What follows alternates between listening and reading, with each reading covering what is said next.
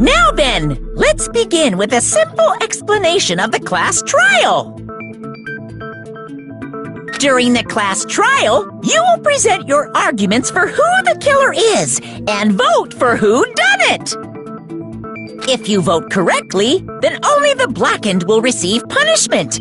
But if you pick the wrong person, I'll punish everyone besides the blackened, and that person will earn the right to leave this island. I'm sure you guys are starving by now, but let's get revved up and raring to go!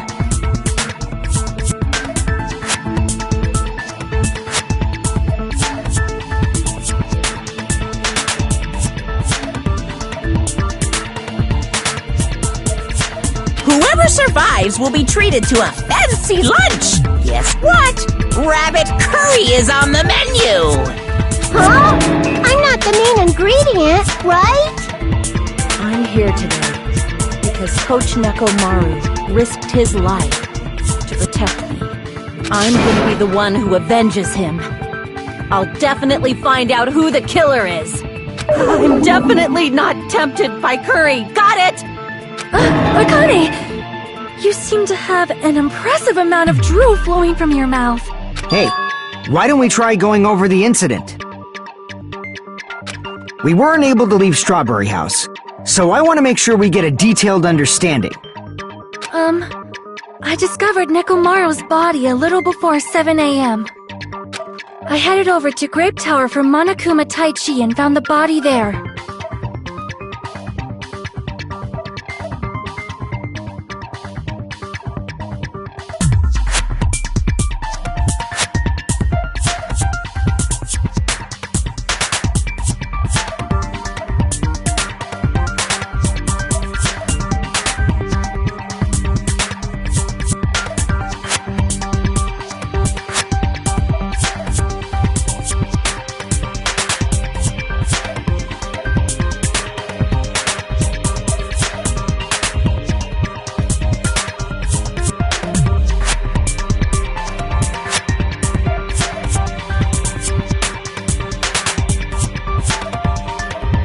Hajime and Chiaki were also with me.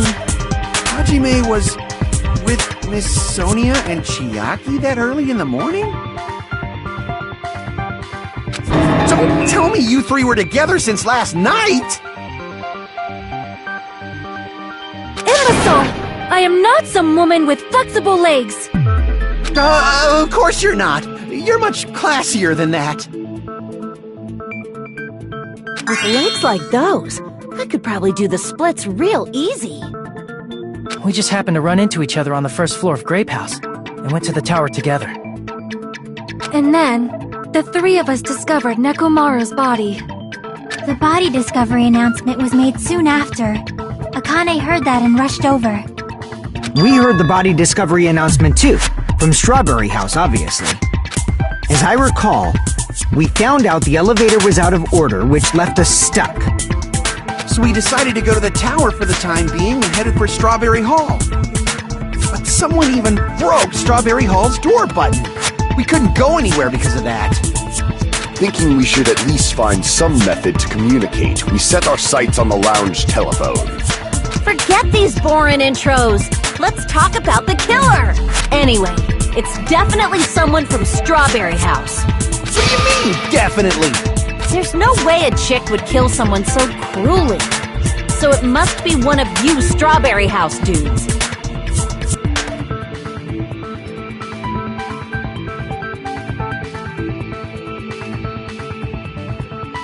One of you better hurry up and confess, or I'll break all of you in half! You're the cruelest one here! Now, enough with the lovers' quarrel. We need to think about this seriously.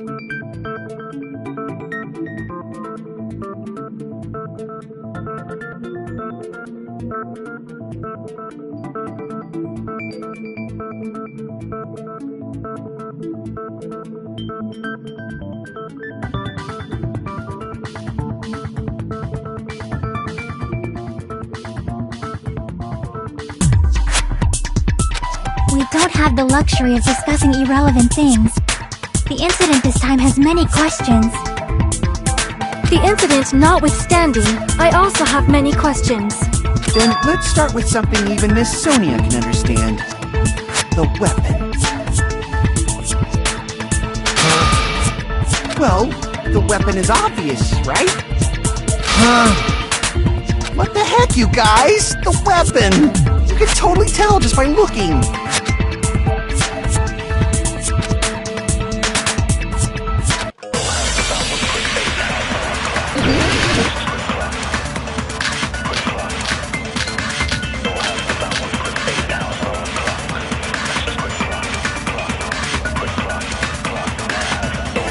I guess we should figure out the weapon first.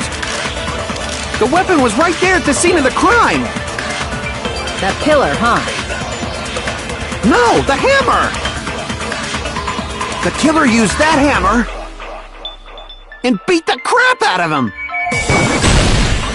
No, that's wrong!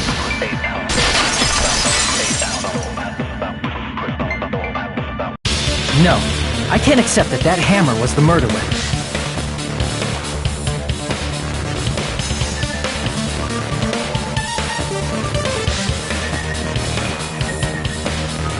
Why not? Why can't you accept it? A lot of oil was flowing from Nekomaru's body, just like human blood, right? If the hammer was used to beat Nekomaru, we'd expect some oil to be on it at least. But that hammer was clean. So that's why you can't accept that it's the murder weapon. Yeah, but the killer might have wiped off the oil later. Why? Well, obviously, to make the hammer look like it's not the murder weapon.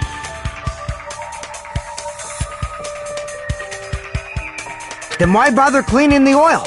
If they didn't want it to look suspicious, they would have discarded the hammer. You're pretty insightful, baby gangsta. Baby gangster? Me? Just so you all know, I was trying to test you guys. I thought, maybe you guys mistook the hammer for the weapon or something. It seems that was a waste of time. Then what was the real weapon used to murder Nekomaru? That's the problem. There wasn't anything else at the crime scene that looked like a potential weapon.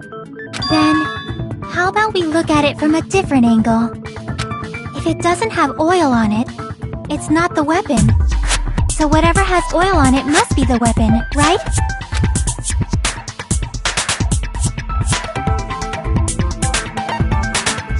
I see! The only thing with oil on it is that broken pillar. Then that pillar is the weapon! Coach Nekomaru got clobbered with that pillar! Nobody could withstand a blow from that pillar. Even if you used 100% of your muscle strength, it would be impossible to wield it as a weapon. Why? We tried to move it, right?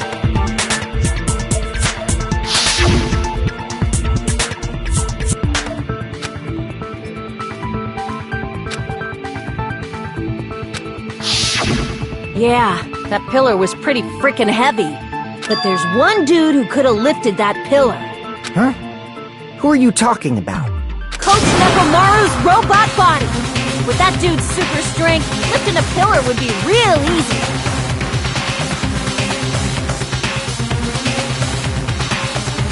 So, he lifted the pillow, and then what? Did he use it to beat himself? You mean Nekomaru killed himself?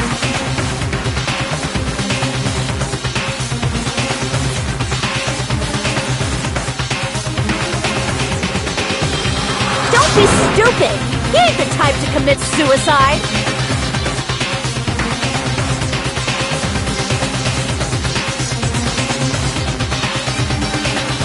Then even if Nekomaru could have lifted that pillar, it has nothing to do with the case at all. Well, I guess you're right. What the heck?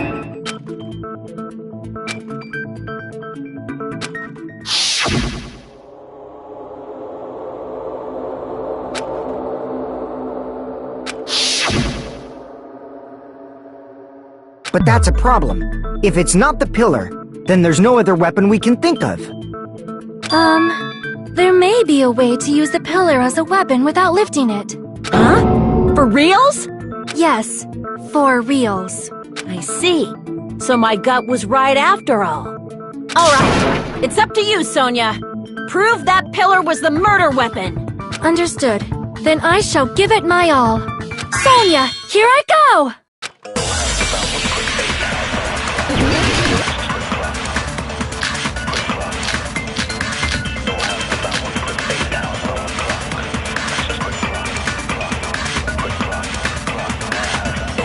There's no need to lift that pillar. If the pillar was not lifted, beating him with it is beyond a dream. What about tipping the pillar over? They aimed right for his head and bullseye. Even I could probably tip it over. Considering the pillar's weight, it probably exerted a ton of force. Sonia, you go, girl! I'm getting hella excited!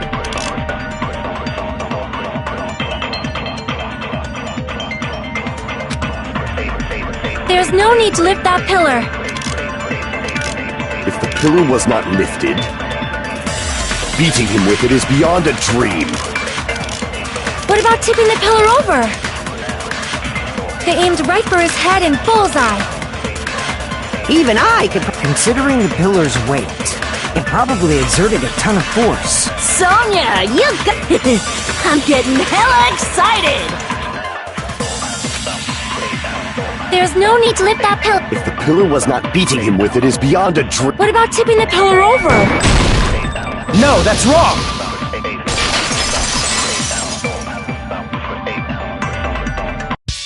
If Nekomaru was crushed by the pillar, then there should have been fragments on top of his body. Huh? Fragments? The pillar fragments were scattered beneath Nekomaru's body, but there weren't any on top of his body. If the pillar had been tipped over and crushed him, the fragments should have been on top of his body instead.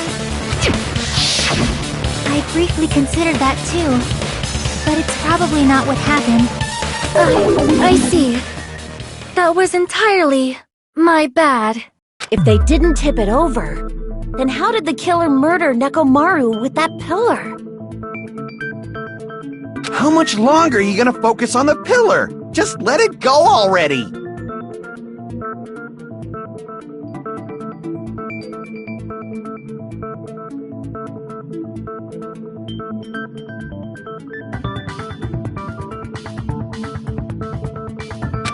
There's no way I can let it go. I'm positive that Nekomaru was killed by that pillar.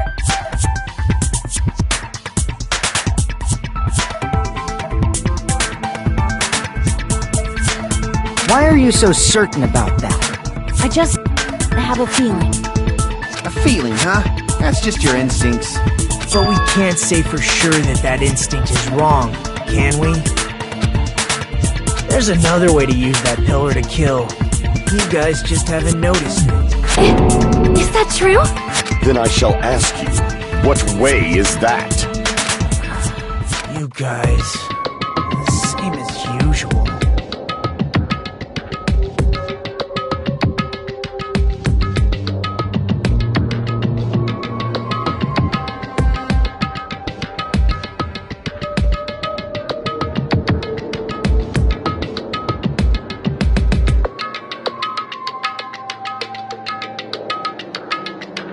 You're unable to clear a path to the future with your own powers, so you just stand there and falter.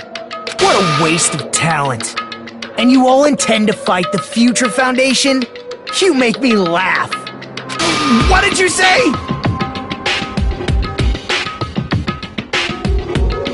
Regardless, it's not like I want to die with the rest of you. So I guess I should lend a hand. Hey, Nagito, what the hell happened to you? How come you're not talking like a lunatic anymore? I've learned a valuable lesson. Ignorance is by far the greatest shame. Huh? What do you mean? Who cares? Just tell us how the pillar was used to kill. Well, first of all, the pillar itself is not enough. But when combined with a specific item, there's a way it could be possible. A specific item? Of course, the ultimate weapon. The ultimate weapon? Isn't that the thing you get when you clear the final dead room? So, Nagito knows what the ultimate weapon is?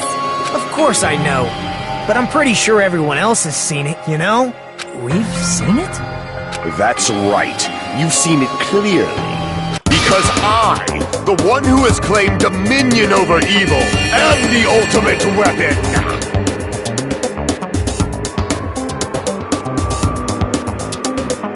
I am he who cuts the insolent catalyst which flows out from the chaos with the sword of victory!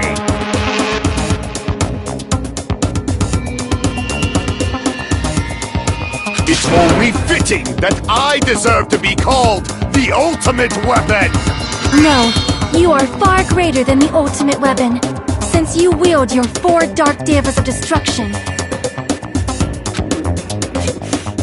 I see. I don't know why,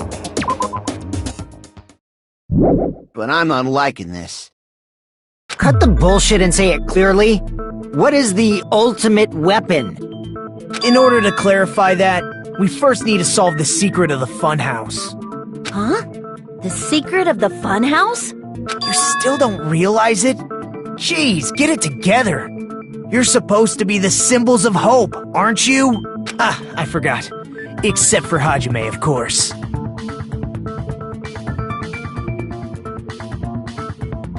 Except for Hajime? If we make it out of this, I'll explain it to you guys. Anyway, we must first clarify the secret of the funhouse, right? Then I think it must have something to do with the structure of the funhouse. Strawberry House leads to Strawberry Tower, and Grape House leads to Grape Tower. But in actuality, they are both the same building, and both houses are linked to the central tower. It is undeniable that such a sweet building structure is the secret of the funhouse. Man, not only does that make perfect sense, but Miss Sonia's beautiful voice is just so soothing. Faux show! I shall leave this matter to your discretion.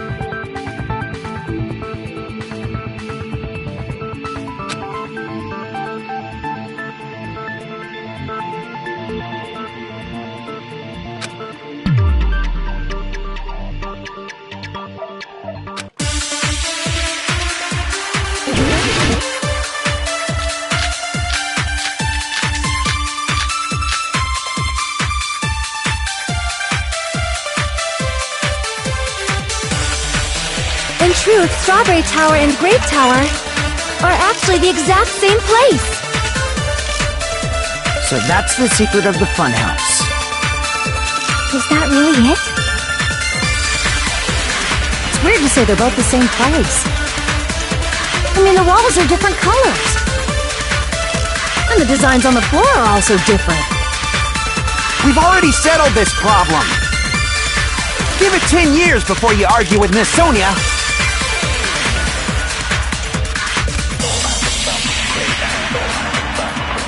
In truth, Strawberry Tower and Grape are actually the exact same place. So that's the secret of the funhouse. Is that really it? It's weird to say they're both the same place. I mean, the walls are different colors. And the designs on the floor are also different. We've already settled this problem. Give it 10 years before you argue with Miss Sonia.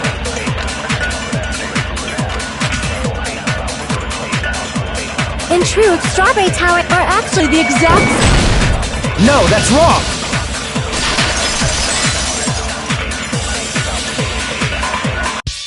Both of those towers, are they really the same place? Why are you asking that now? Do you harbor a grudge because my kingdom destroyed your homeland? Hajime, I won't tolerate any sort of rebellion. I mean, doesn't it seem strange? When we went to Grape Tower from Grape Hall, Nekomaru's body was in front of the door to Strawberry Hall. But when we went to Strawberry Tower from Strawberry Hall, his body was in front of the door to Grape Hall. It's probably some kind of trick, like the floor rotating 180 degrees or something. If it is, then see? That means it could have passed in the exact same place, right? If so, then what? Do you seriously think such a simple answer is the correct answer? Does that mean he's wrong? Oops, I guess I've said too much. If the floor didn't rotate, then that means we need to think about the structure of the building again. Bow down!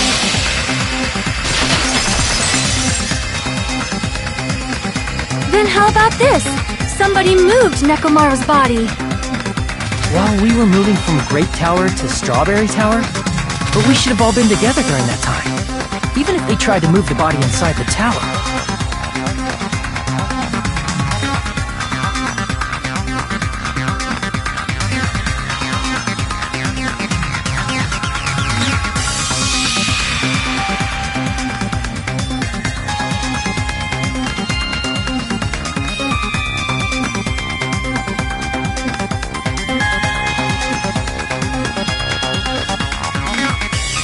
Then Monokuma did it!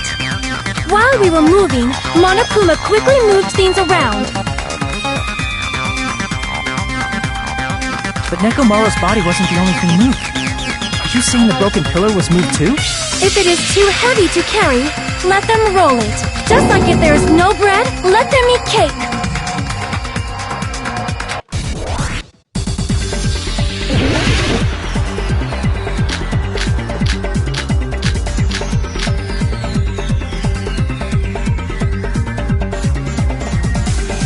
There are many different ways. The body and the pillar could have been moved. The pillar could have been rolled. And Nekomaru could have been moved piece by piece. I decree it was Monokuma's doing. Moving the body and the pillar in such a short time. That might be hard even for Monokuma, don't you think? It seems you have forgotten. Monokuma is surprised wielding the power of the futuristic Robo-Bear. The pillar, the body, everything at the... He could have moved it all, easy as pie! It seems you have forgotten. Monokuma is surprisingly strong, wielding the power of the futuristic Robo-Bear. The pillar, the body, everything at the crime scene? He could have moved it all, easy as pie!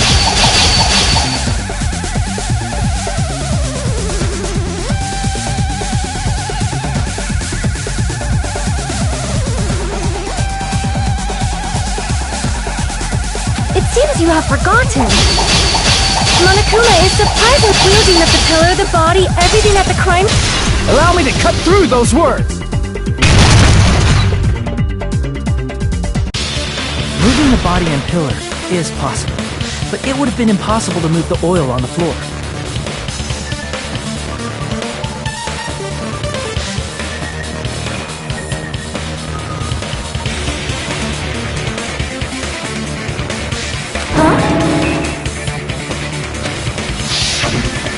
When the position of Nekomaru's body in the pillar changed, the oil surrounding his body moved too.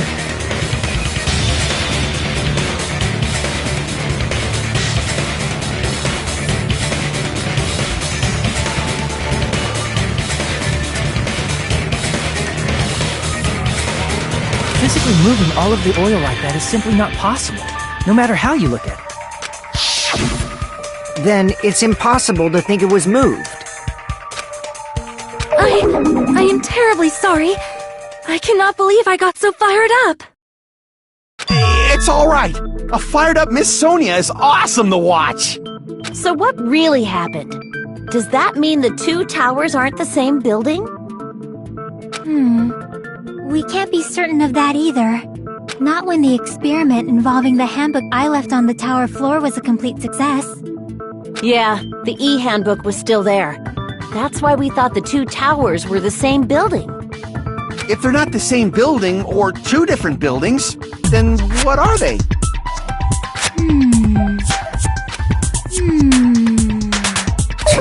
No idea, huh?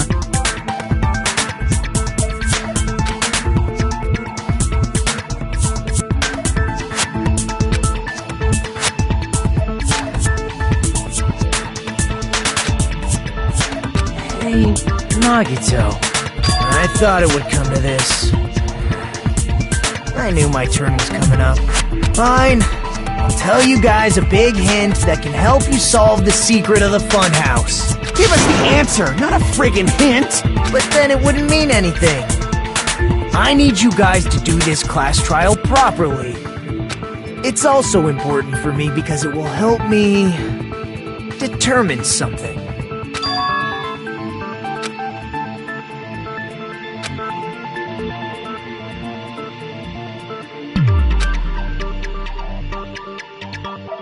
But how do we know your hint is any good?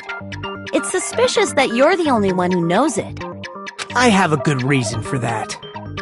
The reason I'm the only one who knows it is because I was the only one who performed the appropriate action.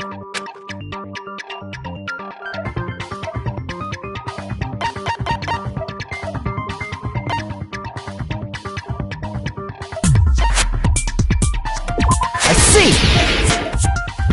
You're talking about the final dead room, right?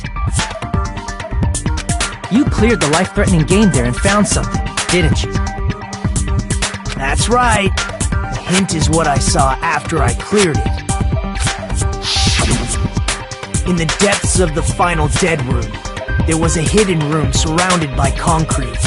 And there, a small conspicuous window waited, all by itself.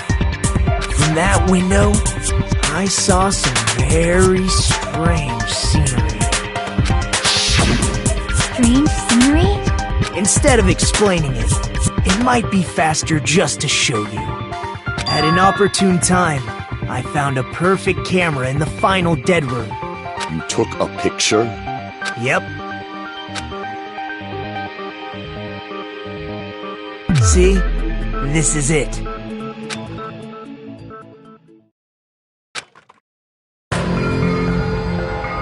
Let me explain it to you again. I took this picture on the first floor of Strawberry House, from the secret room within the final dead room.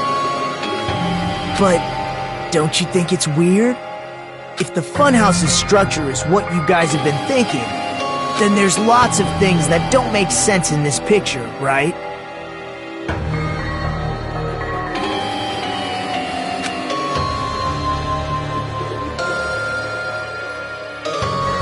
Then let's begin. Shall I call it thinking time?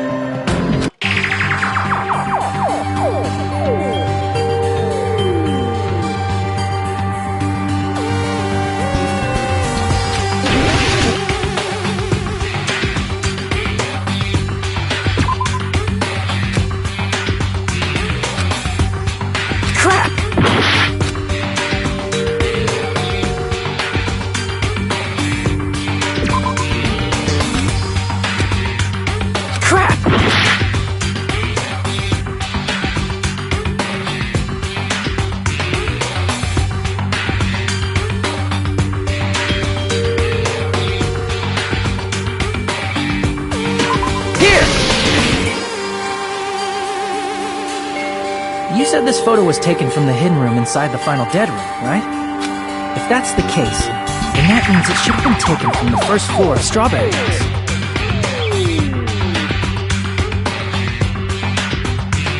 Yeah, it should have been. Then this is definitely strange. This photo doesn't look like it was taken from the first floor. The angle suggests it was taken from higher up. I see. And is that it?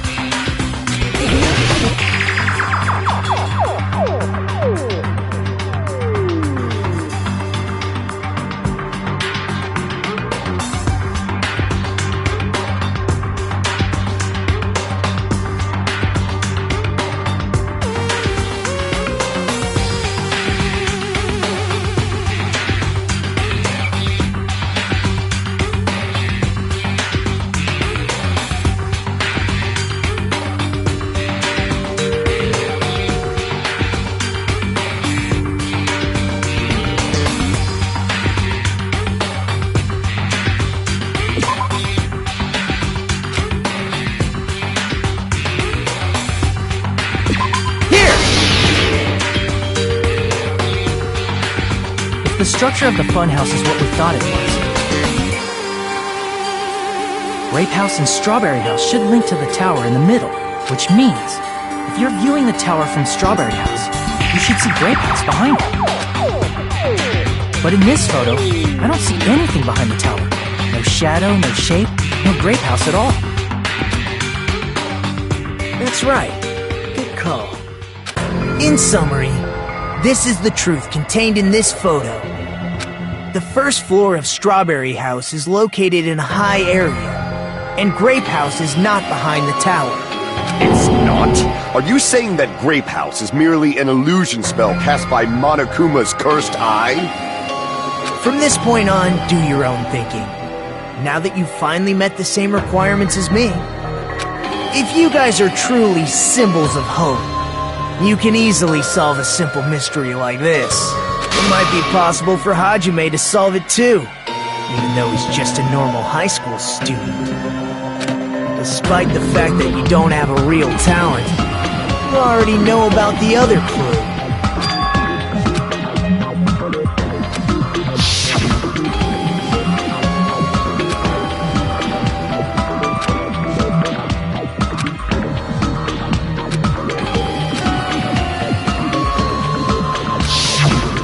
Referring to when you suddenly appeared on the second floor of Grape House, right?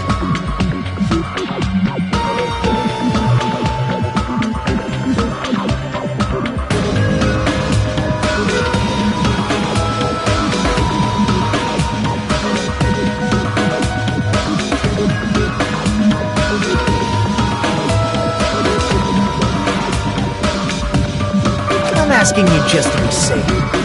At the time, where do you think I came from? The top floor, right? Such sharp eyes. So you realized it already? Top floor. So the third floor? But the Monokuma Archive should be the only room on the third floor of Grape House. What does it mean?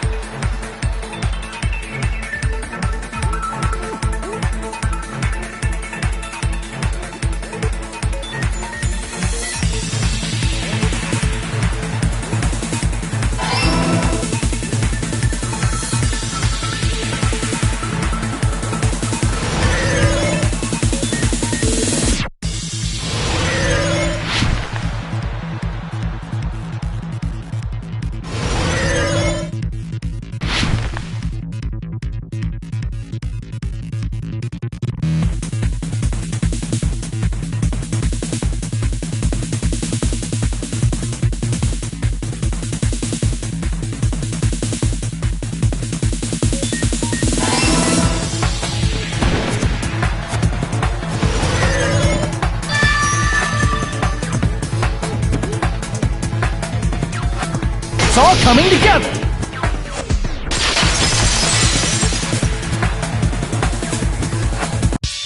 Got it. I know the secret of the funhouse. Then let me hear it. What kind of answer will you give, I wonder?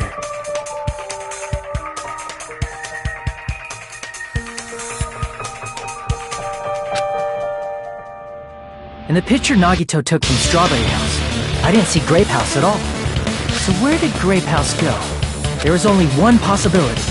It was in a position where it couldn't be seen from Strawberry House. Which means Strawberry House and Grape House are in the same building, but on different floors. Same building, different floors? Then the two houses aren't two different three-story buildings. They're actually one six-story building? If you think about it like that, based on Nagito's picture, it's clear where Strawberry House is located.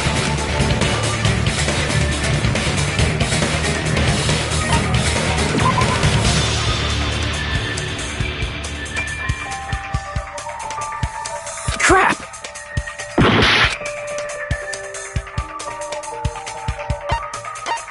I see!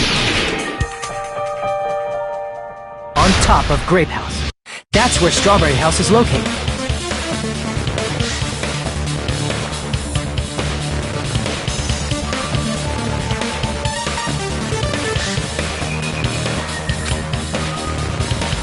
Because of that, the photo taken from the first floor of Strawberry House was at a high angle. Altogether, this means the first floor of Strawberry House is also the fourth floor above Grape House. Oh, snap! I never expected that the two houses were connected vertically. But what about the shape of the building? The two houses were completely different shapes. Strawberry House is four-sided, and Grape House is six-sided, right? It never occurred to us that they were the same building because it was structured with two different shapes. A quadrilateral and a hexagon, overlaid atop each other to misdirect how we would perceive them. And it worked, didn't it? Disregarding the tower, we fully believed the two houses were two separate, distinct buildings. In order to conceal the unique design of the funhouse, Monokuma put us to sleep so we couldn't look at the outside of the building when he brought us to it. You've just been Kuma'd! Don't you think a building full of so many surprises totally deserves to be called a fun house? Then it's true? The building was really like that? That's right! Those two houses exist on different floors in the same building! Constructing a building like that on your own without my knowledge? How horrible! Then what about the towers? Are they arranged vertically just like the houses? Yeah, Strawberry Tower and Grape Tower should have also been different floors inside the same building. Just like Strawberry House was on top of Grape House. Strawberry Tower was also on top of Grape Tower.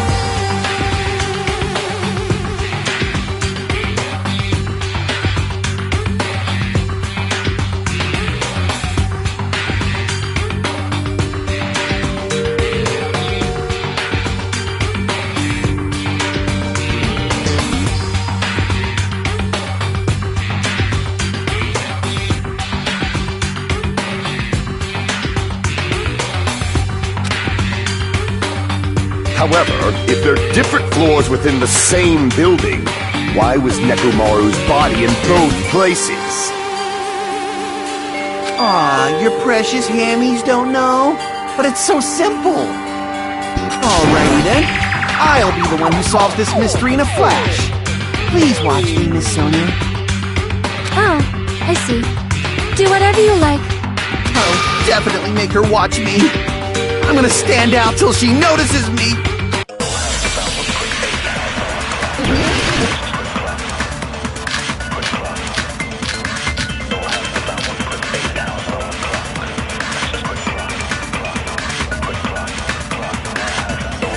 I'm gonna solve this mystery in a flash.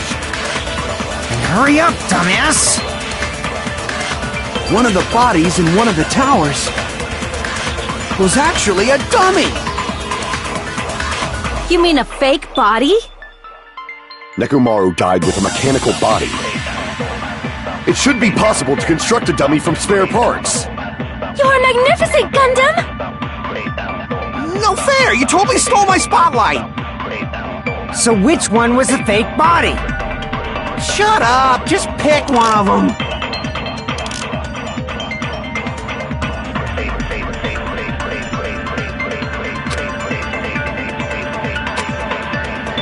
I'm gonna solve this mystery in a flash! Then hurry up, dumbass! One of the bodies in one of the towers was actually a dummy! You mean a fake body? Nekomaru died with a mechanical body. It should be possible to construct a dummy from spare... You're magnificent! No fair! So which one? Shut up! Just pick one of them!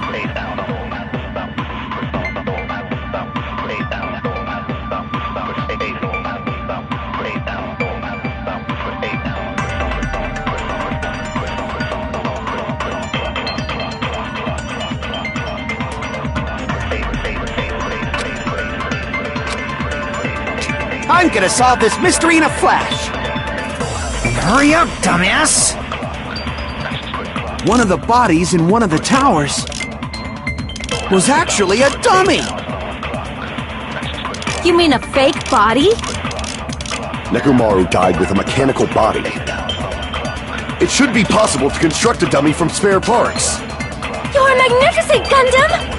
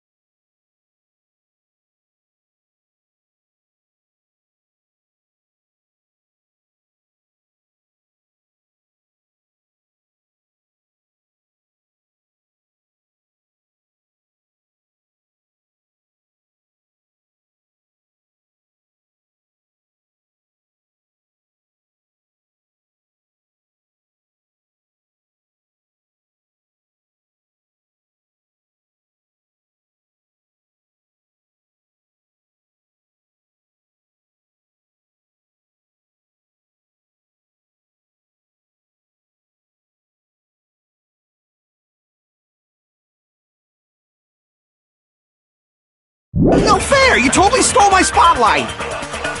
So which one was the fake body? Shut up! Just pick one of them! I'm gonna solve this mystery in a And hurry up, dumbass! One of the bodies in one of the towers was actually a dummy!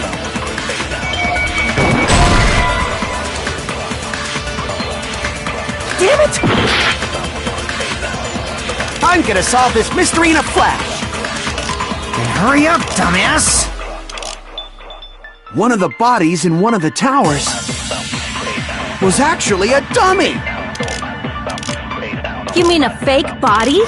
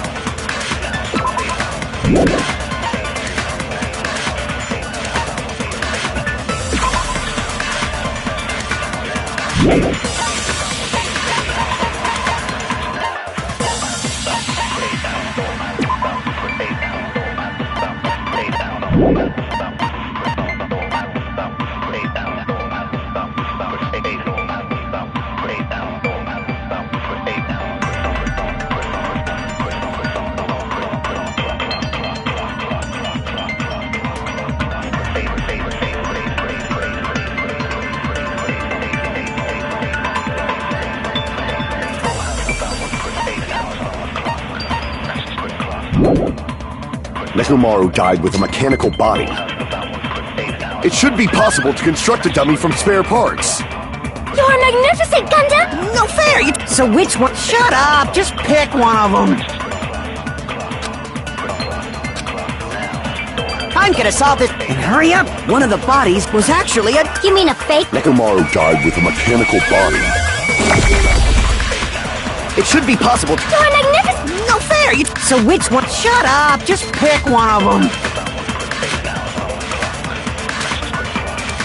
I'm gonna solve this mystery in a. And hurry up, dumbass! One of the bodies in one of the towers was actually a dummy!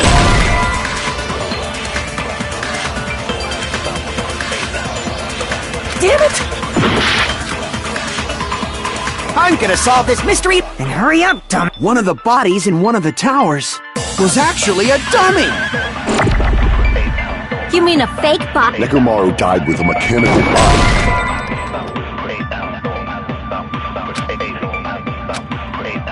Damn it! I'm gonna solve this mystery in a flash! And hurry up, dumbass! One of the bodies in one of the towers was actually a dummy! Damn it! I'm gonna solve this mystery in a flash! And hurry up, dumbass! One of the bodies in one of the towers was actually a dumb.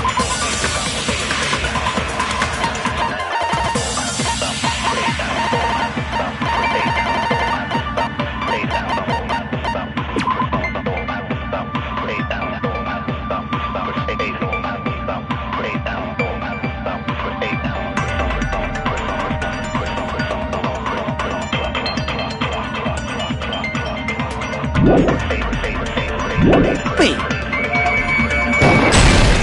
No, that's wrong!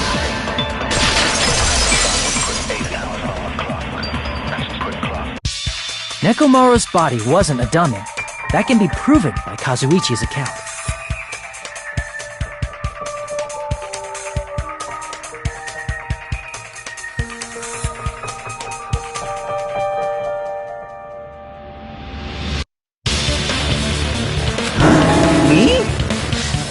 Remember? When we moved from Grape Tower to Strawberry Tower, we thought the body had moved. And that's when you said...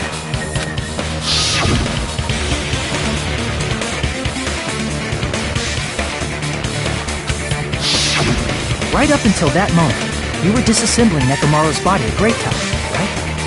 The killer couldn't have known how you'd take apart his body, so they couldn't have built a dummy. Unless Kazuichi was the one who built the dummy, then it would be a different story.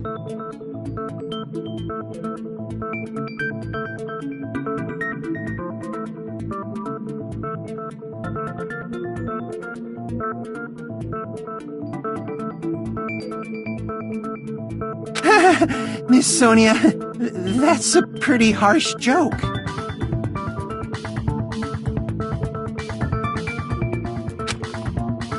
You are joking, right? It's alright. Kazuichi is not the killer. If he was, he wouldn't have fixed the elevator or the button in Strawberry Hall. It'd be much more convenient for the killer if it stayed broken. I see. That is disappointing. I'm even more disappointed. However, even if Nekomaru's body wasn't a dummy, it's meaningless if we don't have the important answer. The reason Nekomaru's body was in both towers, even though it was supposed to be on different floors. Maybe it was simply moved? The body moved to a different floor? You can't think of a device like that? A device that moves things to different floors in the same building?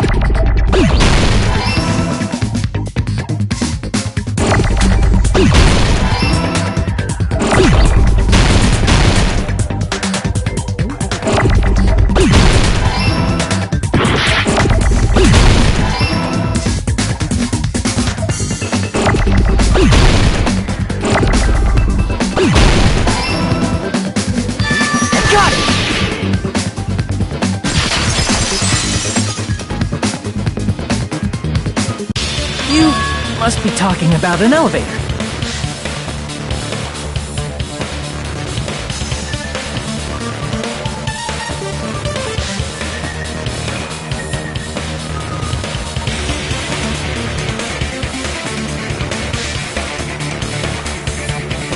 What?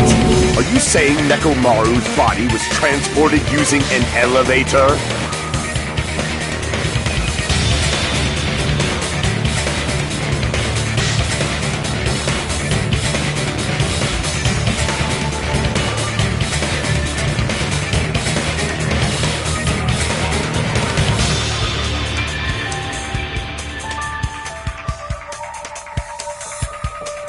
Where the hell is this elevator anyway?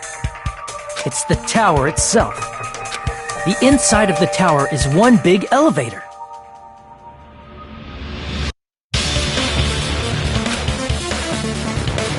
Which means the tower was designed so that the whole room goes up and down like an elevator. So whether you enter from Strawberry Hall or Grape Hall, it all leads to the same room, right? So that's why we could only enter it from one side or the other. Now that you mention it, sometimes when I pressed the door button, it took a while for it to open. I see. We were basically waiting for the room to arrive, just like an elevator. Please hold on.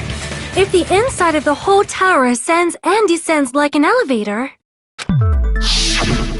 then why is there a picture of a strawberry on the far back door when you enter from Grape Tower?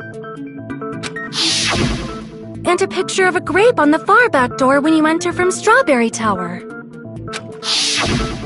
If the room just moves up and down like an elevator, there's no reason for the doors to change. Plus, after the incident, the far back door in Grape Tower had chains wrapped around it, right? But when we entered Strawberry Tower, those chains were gone. Not just that, but if I remember correctly, even the doorknob was broken off. There are too many strange things. Was that tower really an elevator? When you see people and things, make sure you focus on the good parts instead of the bad. What did you say? So, let's put aside what's changed and focus our attention on what hasn't. Why do we have to do that? It's fine. Come on. What does everything that hasn't changed have in common?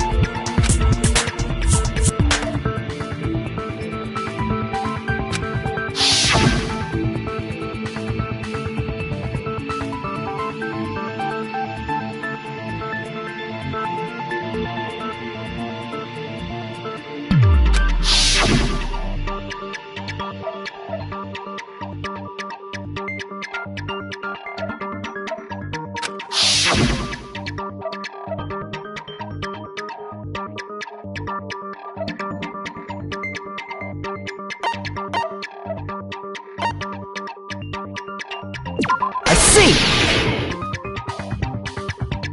Is it safe to say that all the items on the floor didn't change?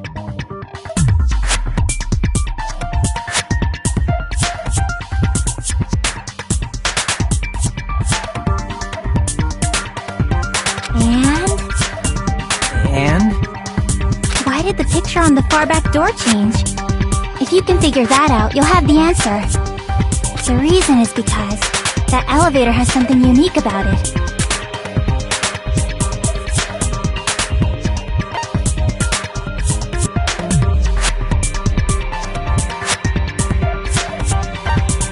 I see! So that's it! The elevator was designed so only the floor moved.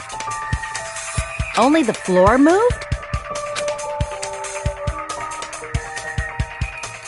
Which means the whole room wasn't an elevator, only the floor was.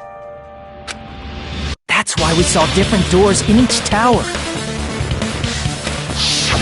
Which means on the first floor of Grape Tower, the door on the far back wall had a strawberry design. And on the fourth floor, which was Strawberry Tower, a different door on the far back wall had a grape design. Then, where do the different floors lead? I want to say they lead outside, but they're probably just for show. Just for show? Why was something like that necessary? So we'd falsely believe that the doors were connected to where their picture signified. It was actually very effective. Because of that, we totally misunderstood the building's structure. I don't get it. But I guess it means whoever designed this building had a totally twisted personality. Did you hear that, mon ami? Don't blame this on me. Take responsibility for yourself. Then I'll take responsibility and gently caress you. Like, there's no way that's gonna happen. Stop with the tasteless jokes. By the way, what does the chain on the far back door in Grape Tower mean? It was probably wrapped there by the killer to keep us as far from Strawberry Tower as possible. Why? Because of that chain. You guys thought you couldn't enter there, right?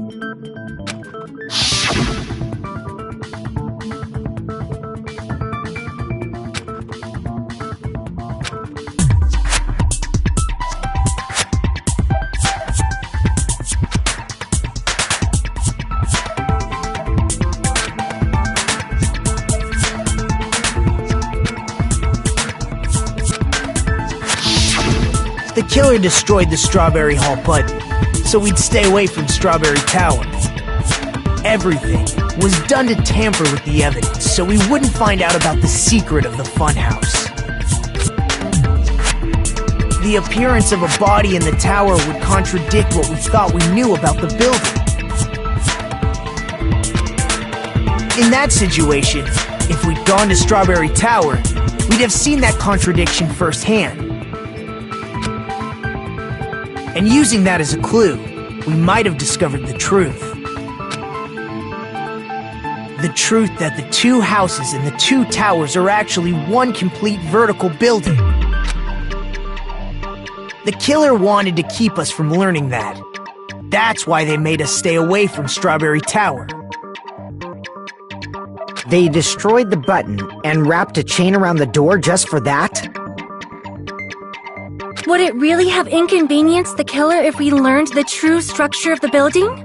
It would have been a major inconvenience. After all, this funhouse is strongly connected to the ultimate weapon that killed Nekomaru. Hold on. You're progressing much too quickly. There's still a contradiction concerning the building structure. What a pain. It's fine already. Gundam, please proceed. You said earlier that Strawberry House and Grape House are connected vertically, right? If so, how does the contact elevator supposedly transport us from one house to the other? If that elevator moves vertically,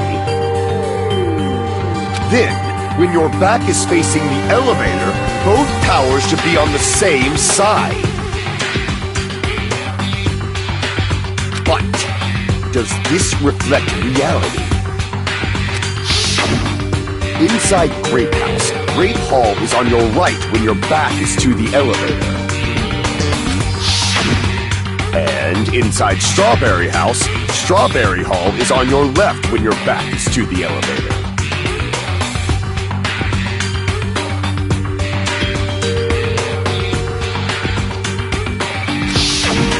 Which means the houses are on exact opposite sides of the tower.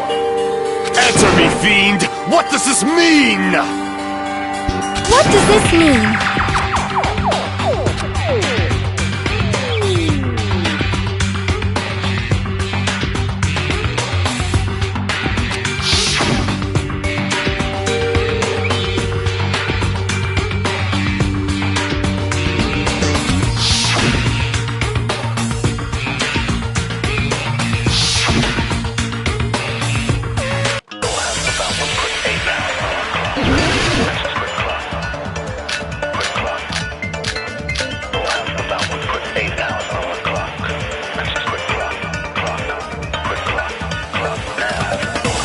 The two houses are connected vertically. The elevator should move. Vertically, not horizontally.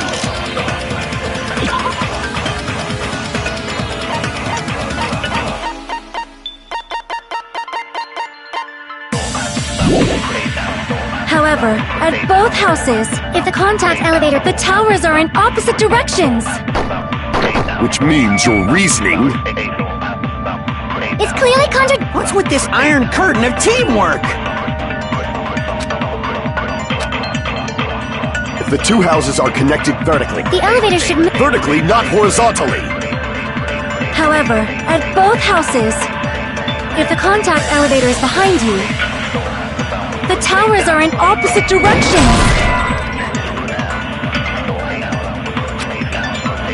Damn it! If the two houses are connected... The elevator should move. Vertically, not horizontally. No, that's wrong!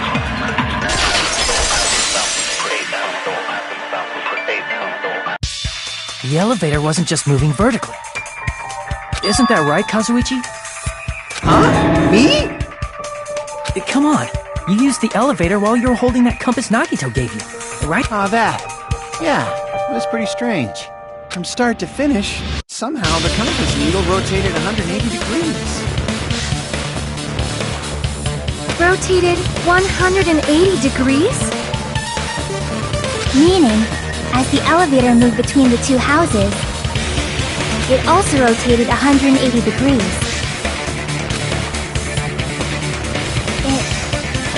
It was probably following the building's perimeter as it rotated to the other side. Which means the exit would be on the opposite side once you arrived at the other house, right? And thanks to that, the tower we saw on our right side when we arrived at Grape House appeared on our left side when we were at Strawberry House. An elevator that rotates while it moves. Is that even possible? It's like something from an amusement park.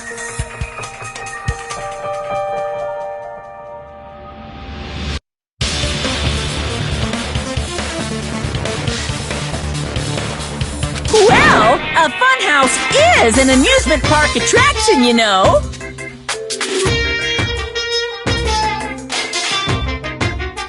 And since the building doesn't really need to be structurally practical, it makes for some splendid fun! That's not splendid at all! You're inhuman!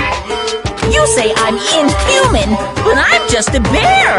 So I was never human to begin with! I'm different from these lowly humans! So we're done with the secret of the funhouse, right? Then let's start talking about the important stuff.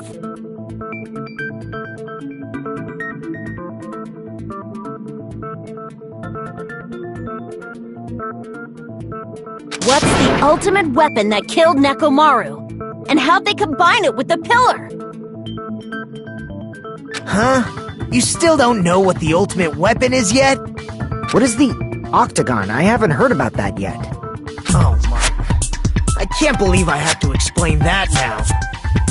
As long as you know what an octagon means, you can solve this simple mystery easily.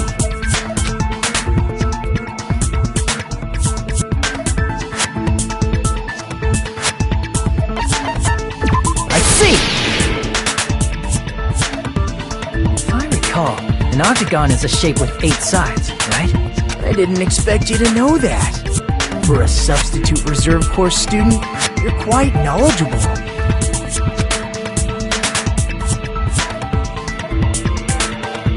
I guess I should continue listening. Where is the place befitting of the name Octagon?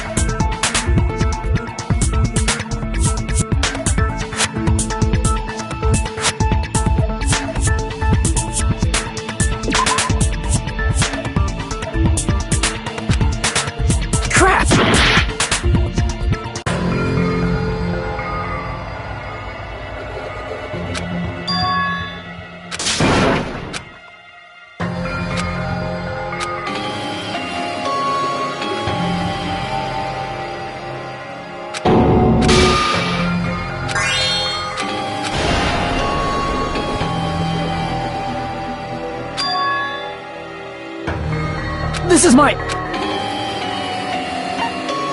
We will never give up!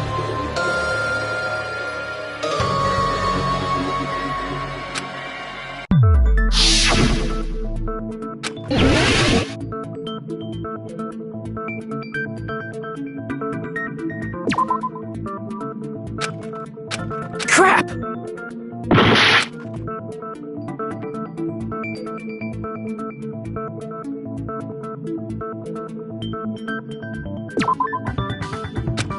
Crap!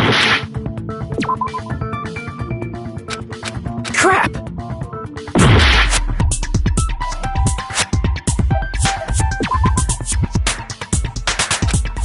Crap! Crap!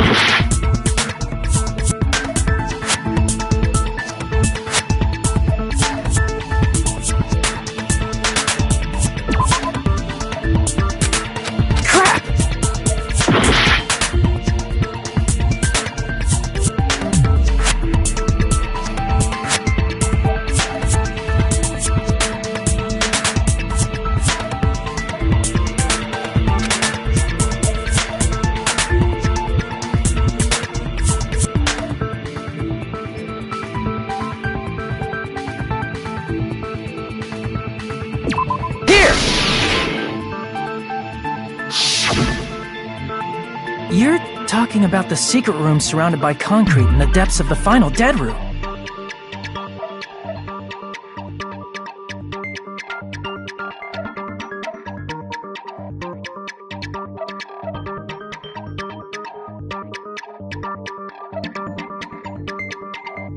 Why is that place the Octagon? You know how the four-sided strawberry house is on top of the six-sided grape house? If you cut a four-sided shape out of a six-sided one, you get 8 edges. It becomes an 8-sided shape.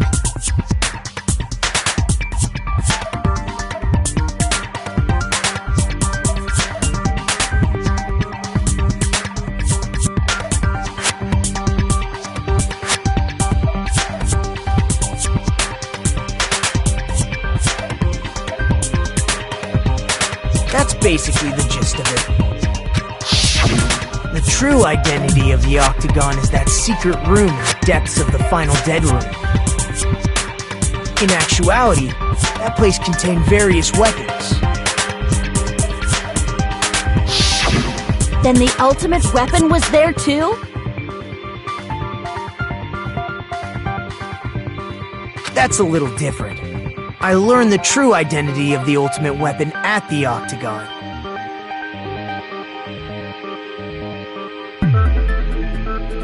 Learned?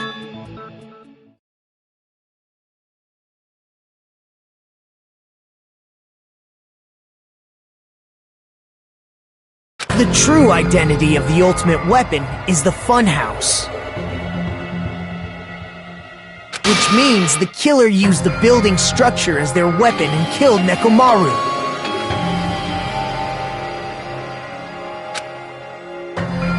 Like me, the killer probably realized the secret of the Funhouse from the scenery, and then thought of a way to kill making use of the building structure.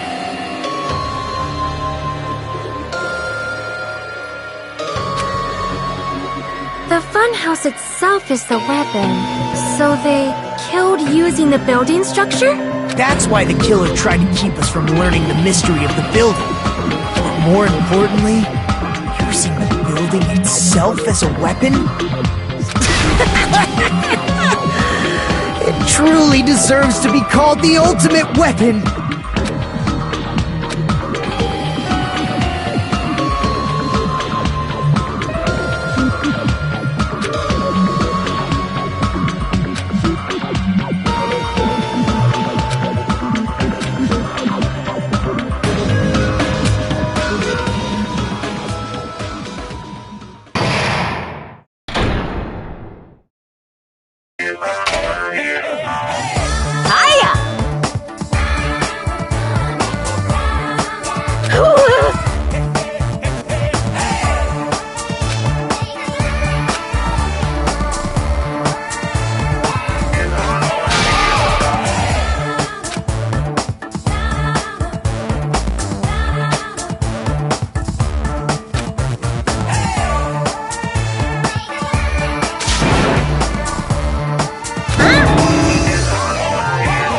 Okay, everyone, all together now! Mon ami is a serious stoufatly.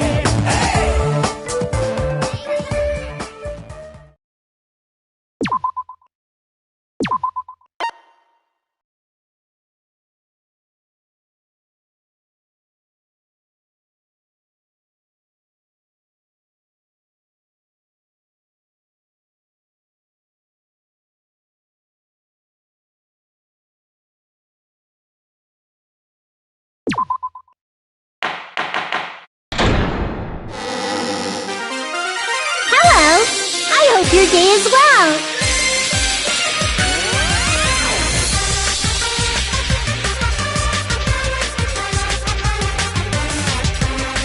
I'm trying to force myself to be more energetic, or else my mental state won't be able to keep up!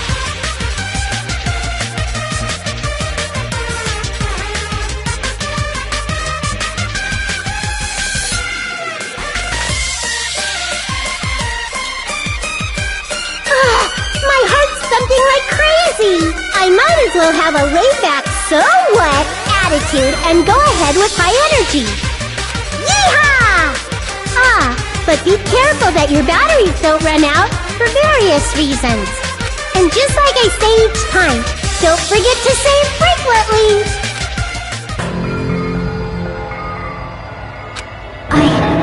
I never expected the funhouse itself to be the ultimate weapon.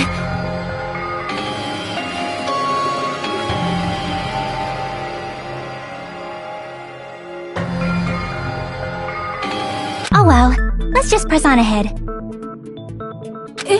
Is it really alright to accept a situation so easily? I mean, that's not what's important. The thing that's really important is the killer who used the building structure. Like, who's Mekomaru's murderer? But is it really okay to believe the building is the weapon? Nagito said it, you know.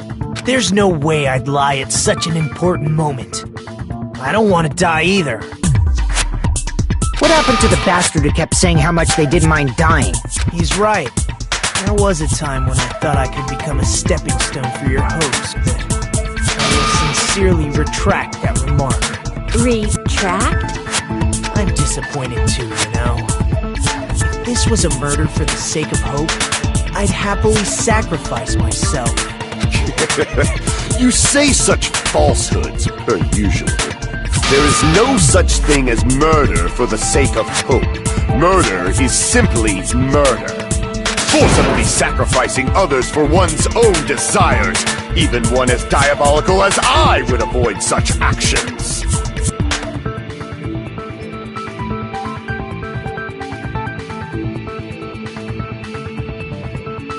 I see. It's fine. Let's just leave him alone and find out who killed Coach Nekomaru as fast as we can.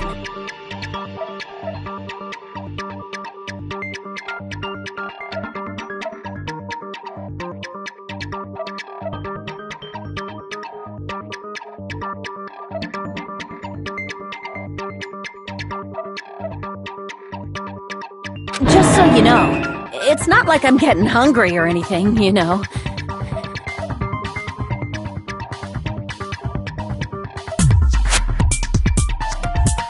Akane! You're drooling waterfalls?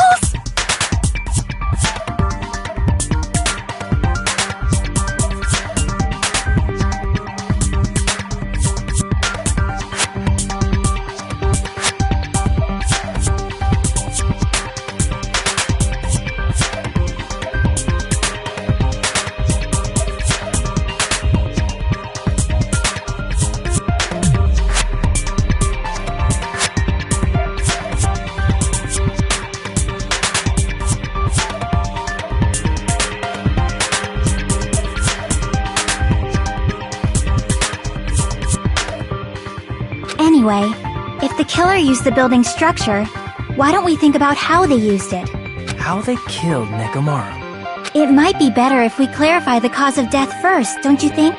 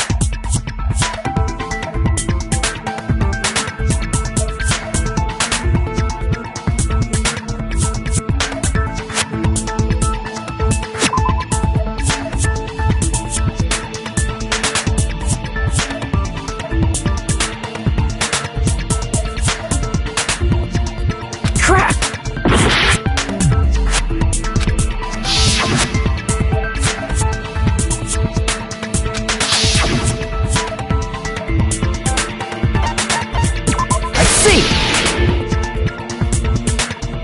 That's it. I think he might have died from falling. Died from falling? If the funhouse's secret is that it's a structure where both towers and houses are vertically connected, then the killer made use of its height and caused Nekomaru to die from falling. Are you saying they pushed him off? Where'd they push him off from? That, I don't know yet. Don't just make things up when you don't know the method. Where in that building would you even be able to push someone off in the first place? It might be possible in the tower. You could push him off the 4th floor when the elevator is on the 1st floor. Did you forget how the elevator functions? When it's on the 1st floor, the door on the 4th floor won't open. Saying he died from falling is truly incorrect. You should burn in the flames of hell. But my gut is going crazy right now.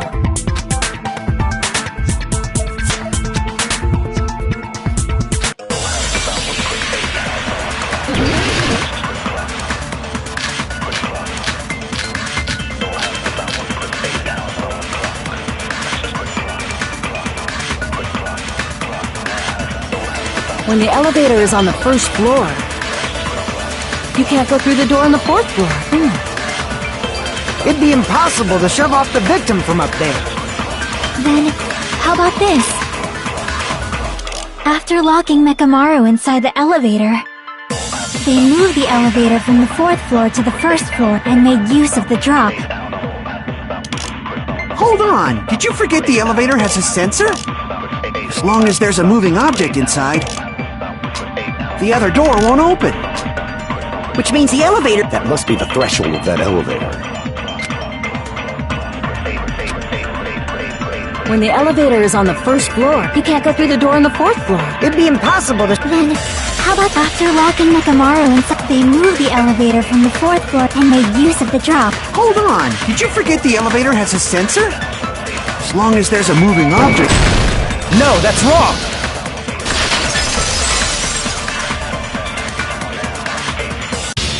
That sensor should only work if something is moving.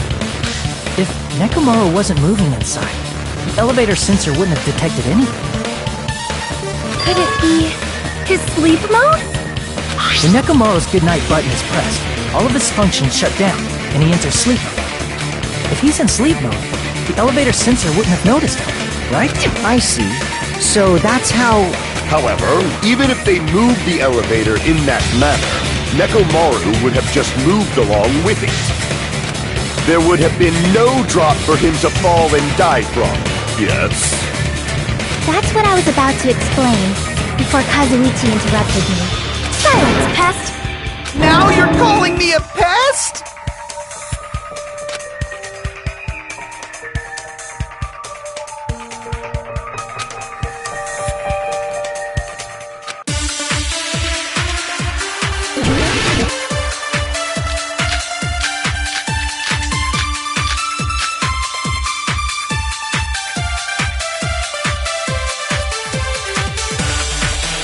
If you arrange it a certain way, you can cause the drop within the elevator.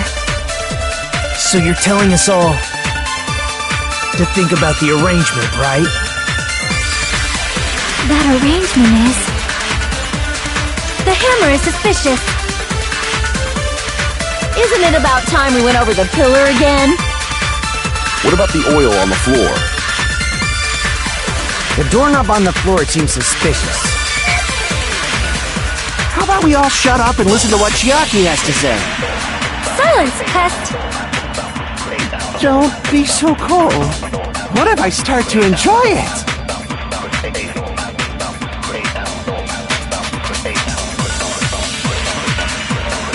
If you arrange it a certain way, you can cause the drop... So you're telling to think about the arrangement, right? That arrangement is... The hammer is suspicious. Isn't it about time we went up... What about the oil on the floor? The doorknob on the floor seems... I agree with that!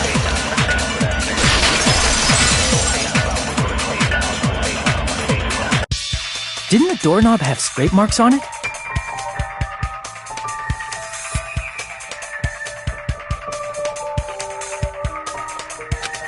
That might have been where it got scraped by the wire. Is that the same wire that was tied around Nekomaru? The tip of that wire was tied into a loop. If the elevator moved while that loop part hung from the doorknob... If they did something like that, he would have been suspended in midair! That's right. He was suspended in midair. Huh? The killer tied up Nekomaru with the wire while he was in sleep mode. Tied the tip of the wire into a knot and hung it on the doorknob to the 4th floor. With that, they moved the elevator from the 4th floor to the 1st floor of Grape Tower. And suspended Nekomaru in midair.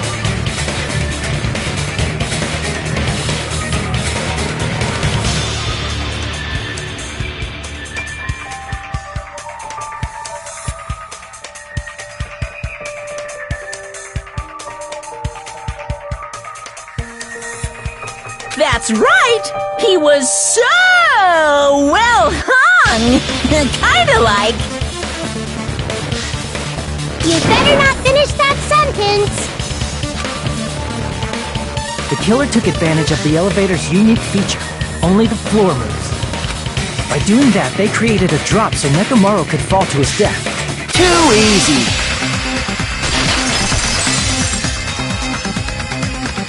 So what if they created a drop? There's no way you can make him fall and die with just that. Why? If Nekomaru is suspended in midair like that, then how do you get him to fall? Because if he's suspended in midair, he won't die if he doesn't actually fall.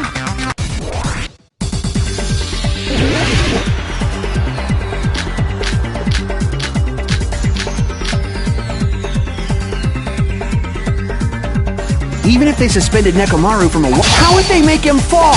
There's no one in the tower to push him off. There's no way they could do that.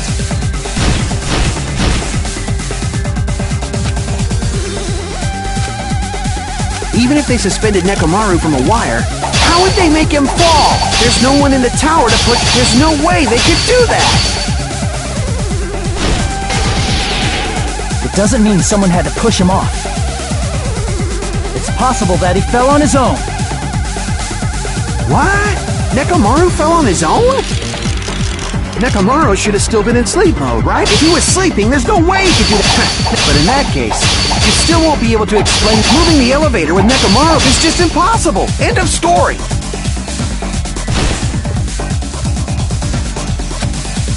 What? Nekomaru fell on his own?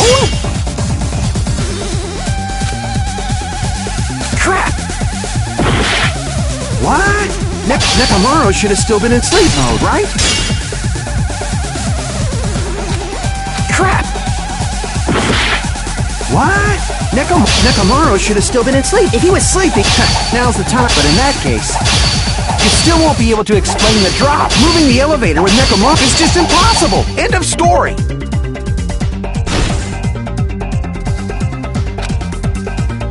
What? Nekomaru fell on his own? Nekomaru should have still been in sleep mode, right? Allow me to cut through those words! What do you think would happen if Nekomaru woke up while he was suspended upside down in midair? What are you saying? Like, how would he even wake up? He has an alarm inside his body. As long as it was armed, it would have deactivated his sleep mode. Which means the killer set the alarm before they suspended Nekomaru.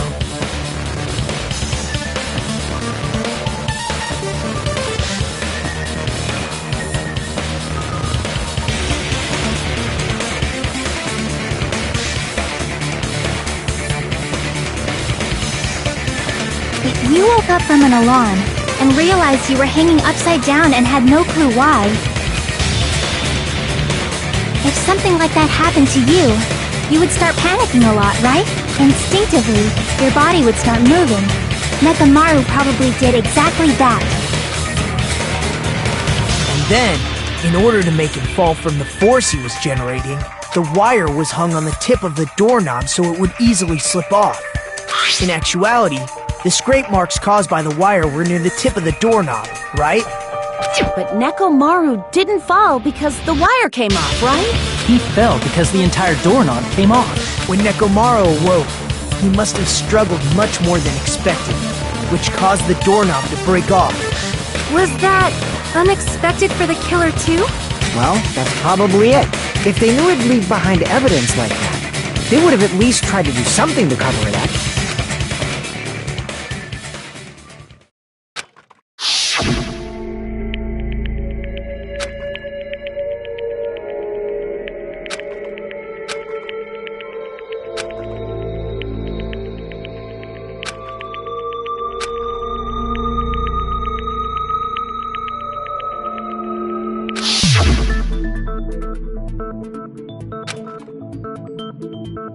I see.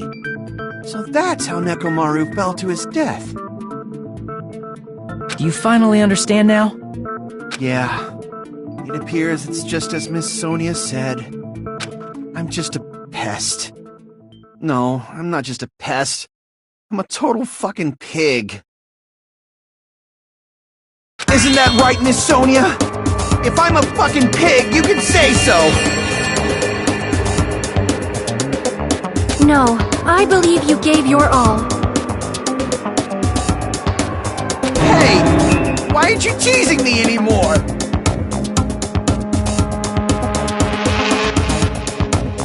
This guy, he gets off on this! So thanks to that alarm, Nekomaru ended up falling while he was still hanging upside down. That doesn't mean he just crashed straight into the floor. Of course, you know that too, right?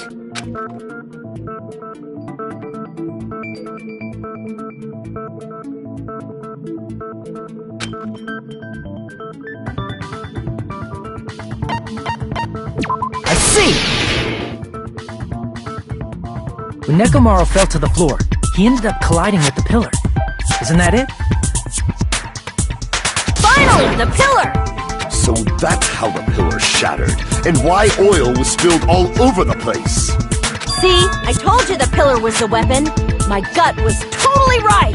Well, the pillar was a bonus. It's not even clear if the killer intended that, or if it was just a coincidence. At this point, it is quite difficult to find a clue that will lead to the killer. Then what about the alarm? I'm positive the alarm was set for 7:30 a.m. And if we map it out from there... Hold on, baby gangsta. Stop calling me baby gangsta! What'd you just say? Did you say the alarm was set for 7:30 a.m.? You didn't check it yourself? Nekomaru's alarm was set for 7:30 a.m. Nah, that's impossible. Because even though I slept in a little, I still got to the tower at 7 in the morning. Now that you mention it, so did I. There was no way I could be late for Monokuma Tai Chi, so I left for Grape Tower before 7 a.m. And if we found Nekomaru's body there, it would have been before the 7:30 a.m. alarm went off. It appears yet another contradiction has been birthed. How were you able to discover Nekomaru died at 7:30 a.m. when you went to the tower at 7? That's what I want to know!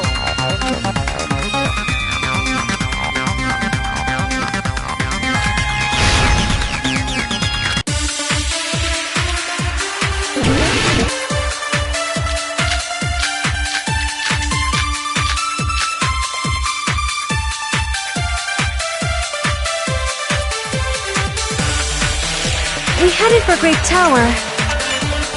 Before 7 a.m., I am certain. But the alarm inside Nekomaru's chest was set for 7:30 a.m. Nekomaru died because of that alarm, right? His time of death and the time the body was discovered. One of those must be an illusion. The killer probably did some tampering. They probably messed with the clock inside Nekomaru's chest. That's gotta be it!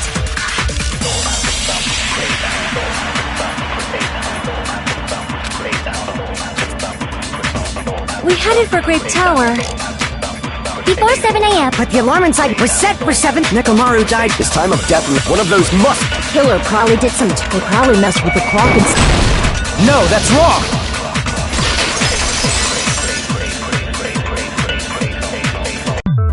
No, the clock inside his chest was a radio clock, so it would have been impossible to mess with. So you're saying there's no way the killer could have tampered with the clock? Maybe the clock Miss Sonia saw was the one that got tampered with.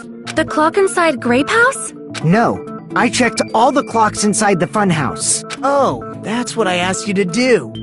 So you really listened to me and checked all the clocks. And because of that, I can confidently declare that all the clocks had the same time displayed. If there's no possibility that the time was tampered with, then we must doubt that human's testimony. Please believe me, we are not lying! Then maybe it's a misunderstanding? I never misunderstand! I'll crush you into dog food!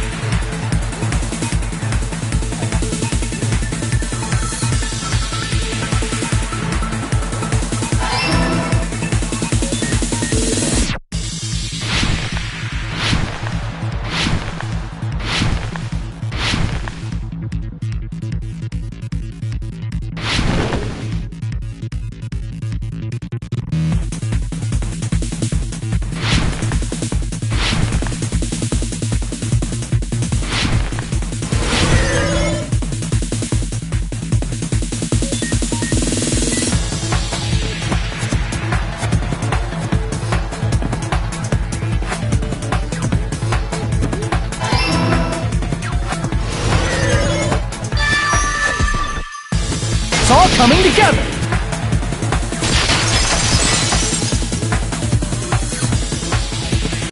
You said you checked all the clocks inside the building. Isn't that right, Fuyuhiko? Yeah, none of the clocks had the wrong time. But what if all those clocks have been messed with? What?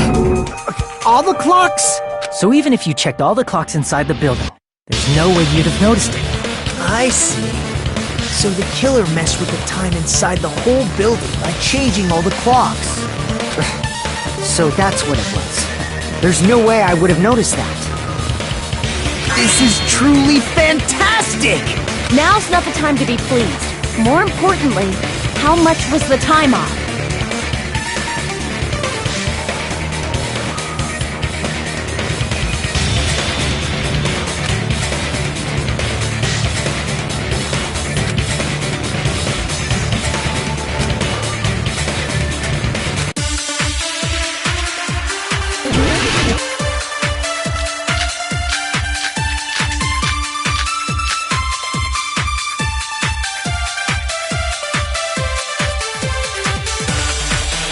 If the time in the building was all messed up.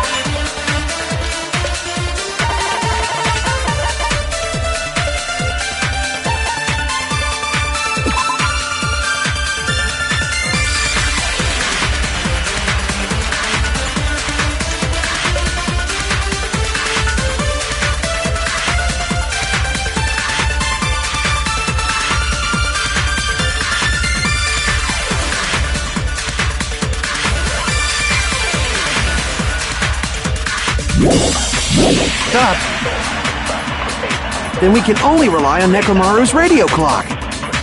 The time of death was clearly 7:30 a.m. The problem is, what time would 7:30 be? In our time. Are there any clues that can be used to narrow that down? If only I heard the sound when he fell. It would have been a great clue.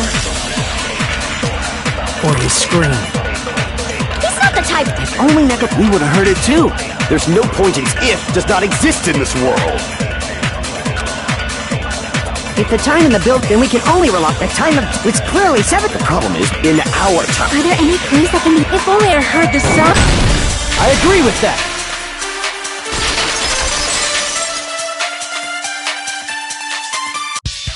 That's right. We should have heard the sound he made when he fell. Wasn't it that rumbling noise? Rumbling? I thought it was just an earthquake, so I went back to sleep. Was that the sound from when Nekomaru fell?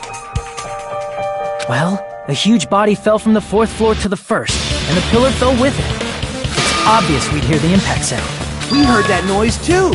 It was when we were gathered at the Strawberry House Lounge. What is it, Sonia? Oh, well. That sound everyone heard? I did not hear it at all. Huh? You probably didn't hear it because you were sleeping. I could not sleep at all. I was awake the whole night with hunger pangs. There's nothing to worry about. What's important is that rumbling noise anyway. If we use that rumbling sound as a reference, we might be able to figure out how much our time was off. I heard that sound probably around 5:30 in the morning. Huh? You can tell? I instantly woke up and left my room. And that's when I saw the clock in the lounge. Excellent work, Akane!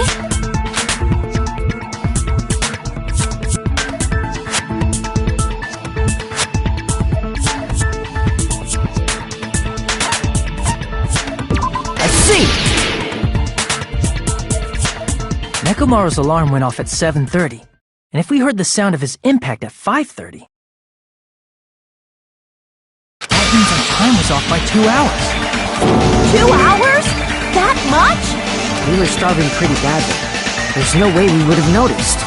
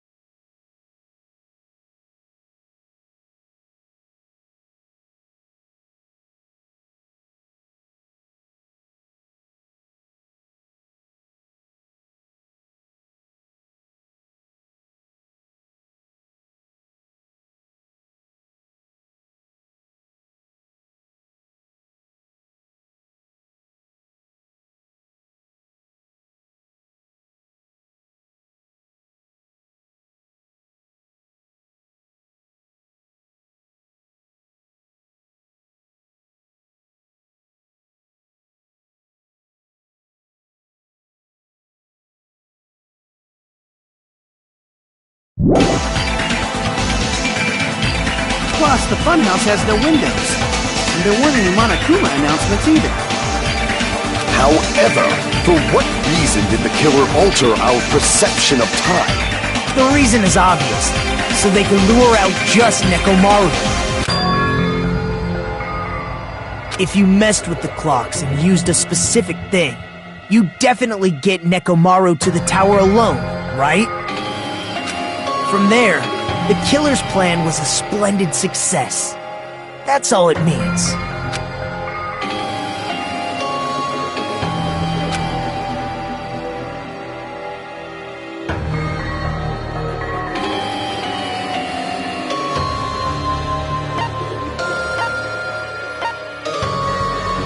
I see! That's it. The killer made use of the Monokuma Tai Chi activity in the morning. How did they use it? We were required to go to Great Tower every morning at 7 a.m. for that activity, right? But if they mess with all the clocks inside the building, what would that do to us? We wouldn't be able to attend on time, but that wouldn't affect Nekomaru. This radio clock had the exact time. That's right. In doing so, the killer was able to lure him to the tower by himself at the precise time.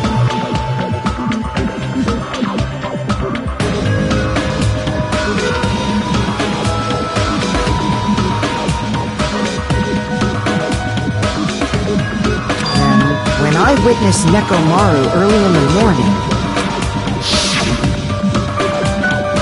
If I recall, you witnessed Nekomaru around 5 a.m. And if that time was also 2 hours off, it should have been 7 a.m. Yeah, that's pretty much it. At that time, he was heading over to Monokuma Tai Chi, right on schedule. I see. Now that I think about it, I realize what Monokuma meant when he said those words. Too early! He didn't even ask you yet!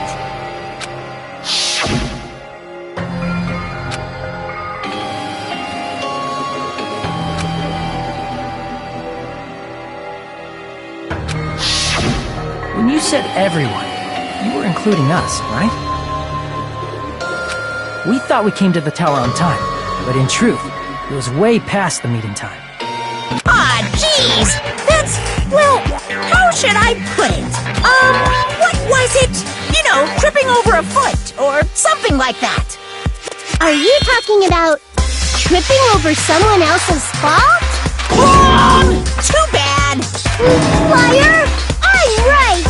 That's not it! It's incorrect! That's definitely the correct answer. You always get so stubborn like this. Let's just ignore the peanut gallery.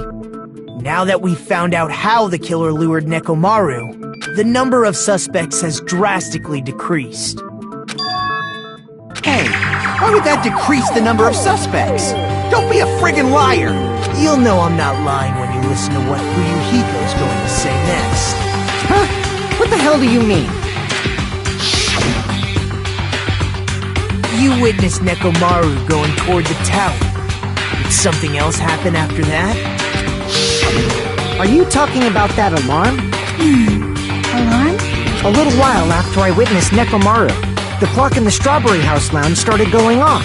Plus, it was just before that rumbling sound occurred. If Nekomaru died when the rumble happened, then whoever doesn't have an alibi at the time is the prime suspect. Really? Was there anyone who didn't have an alibi at that time?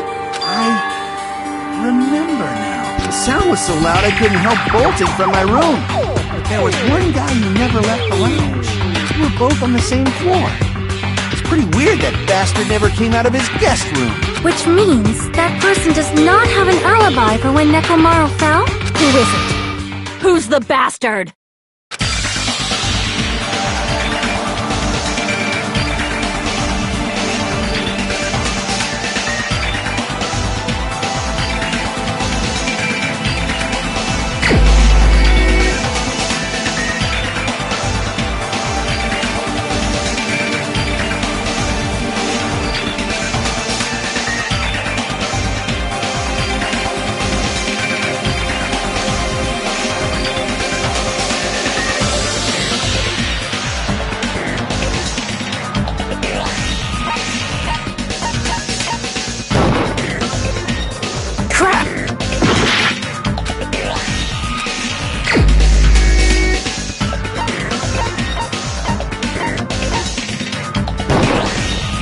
the only one!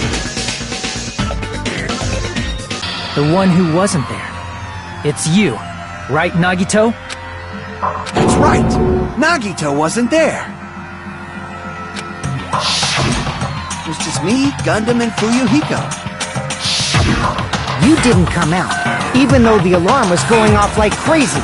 You weren't in your room, were you? If that's the case, where were you? Please, say something! If you don't hurry up and answer, I'm gonna suicide dive you!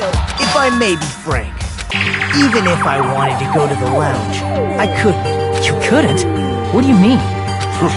It's merely the foolish talk of the weak. Not only did I not hear the alarm, I never even heard that rumbling sound. You're definitely fucking lying! However, that is also true for me. It is obvious that I did not hear the alarm in Strawberry House. But I did not hear the rumbling sound either. Is that not strange? I mean, everyone else heard it. To be honest, it's not just them. The same goes for me too.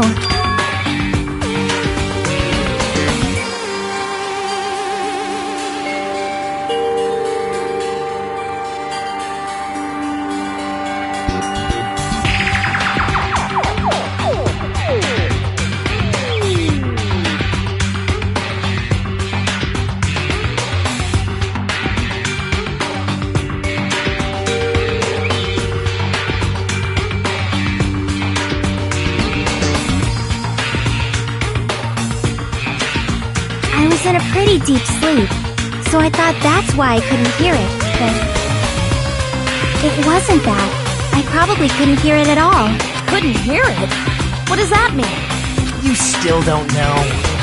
Think about what the three of us who didn't hear a sound have in common, and I'm sure you'll figure it out.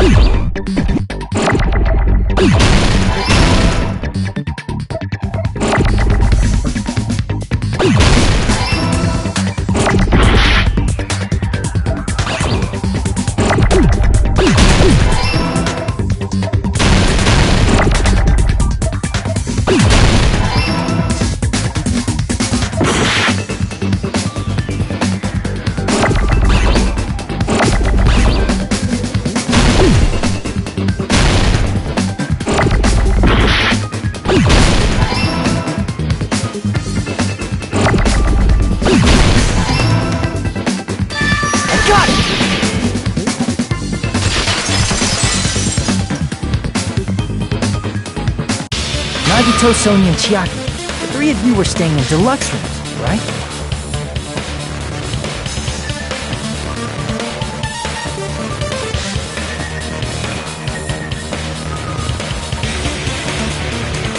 If I recall, the deluxe rooms are...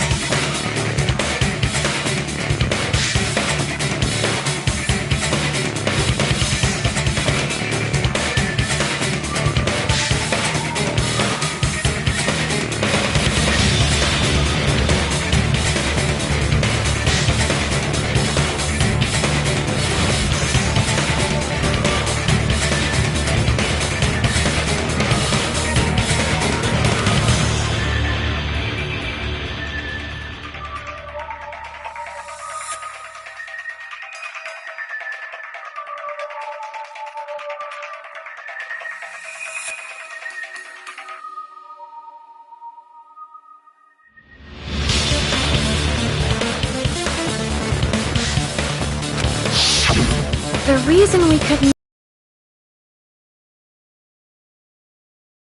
The deluxe rooms have superior sound insulation. You actually noticed that. Nice catch, Hajime. Are you using your ultimate reserve corps student talent?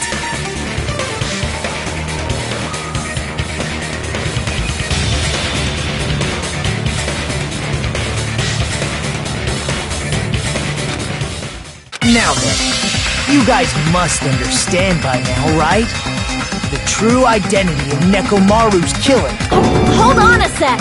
Why does that lead to who the killer is? Why? Well, that fact just now is a very important clue, and a decisive factor in identifying the killer.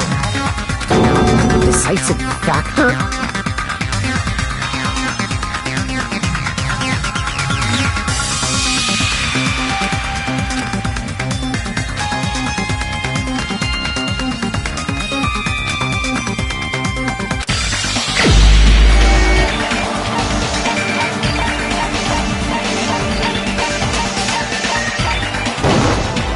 You're the only one! Gundam, there's something I want to ask you.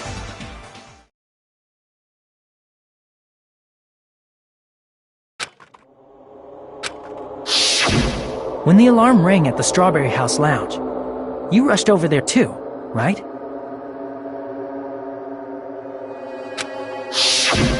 What's wrong with that? If the bell of catastrophe rings throughout the night, it is the universe's providence to stop it. Why were you able to hear it? Hear what? I mean, you were also staying in a deluxe room, right? Nagito was staying in a deluxe room in the same house on the same floor, and he couldn't even hear it. So why were you able to hear that alarm? Now that you mention it... Gundam? There is only one possibility. You weren't in your room at the time. That's why, even though you were staying in a deluxe room, you still went to the lounge. Am I right? Gundam, you have some sort of explanation, right? Gundam probably couldn't return to his room because of Fuyuhiko. Me? After you saw Nekomaru heading to the tower, you stayed at the lounge for a while. Am I correct? Until the moment that alarm started ringing, right? If you were in the lounge for that long, the killer who had left earlier obviously wouldn't be able to go back.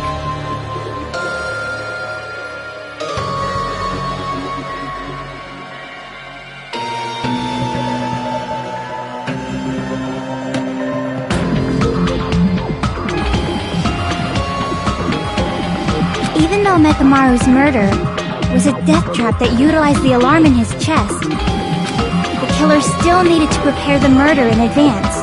Like putting Nekomaru in sleep mode and tying him up with a wire. In order to do that, the killer needed to be waiting for Nekomaru at the tower.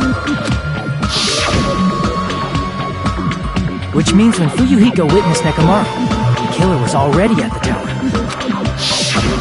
And once they tried to go back, they couldn't because Fuyuhiko was at the lounge.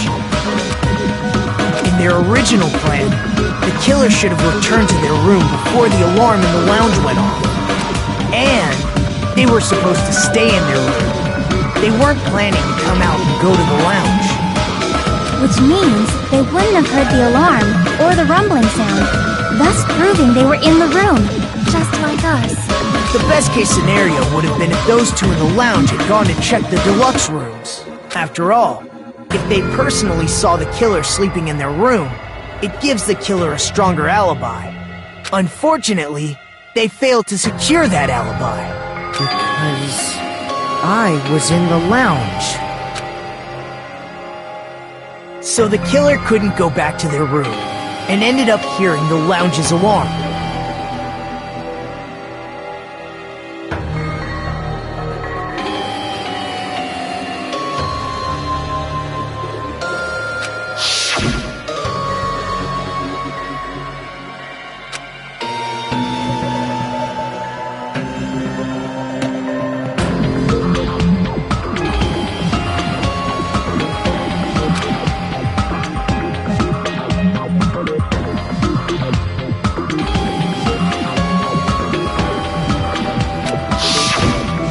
why'd you come out? You should have hid till the excitement died down. If Gundam tried to hide, and if those two went to his room to check on him, he would have been found out. That would have been the worst possible outcome. That's why he couldn't just stay hidden. If those two had just checked the deluxe rooms as planned, that would have been ideal, but how ironic. The moment Fuyuhiko set foot in the lounge, your plan was doomed. Gundam? Please, can you at least say something? Answer me this.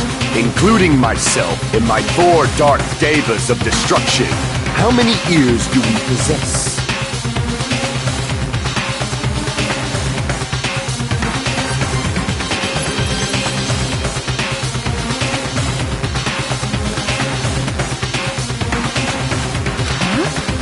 The answer is 10. That's right, I possess 10 ears. That means I have 5 times the hearing of a normal human. The soundproof system here may as well not exist. Is that your argument? You bastard! Do you understand the situation you're in right now? Do not panic. The truth shall now commence. At the time, I left my room to go to the bathroom. By coincidence, I heard the alarm. That's right, that's all it was. The world is always so simple. Are you saying it was just a coincidence? Isn't that timing a little too perfect? And yet, I'm being suspected by all of you. It seems it was actually horrible timing on my part.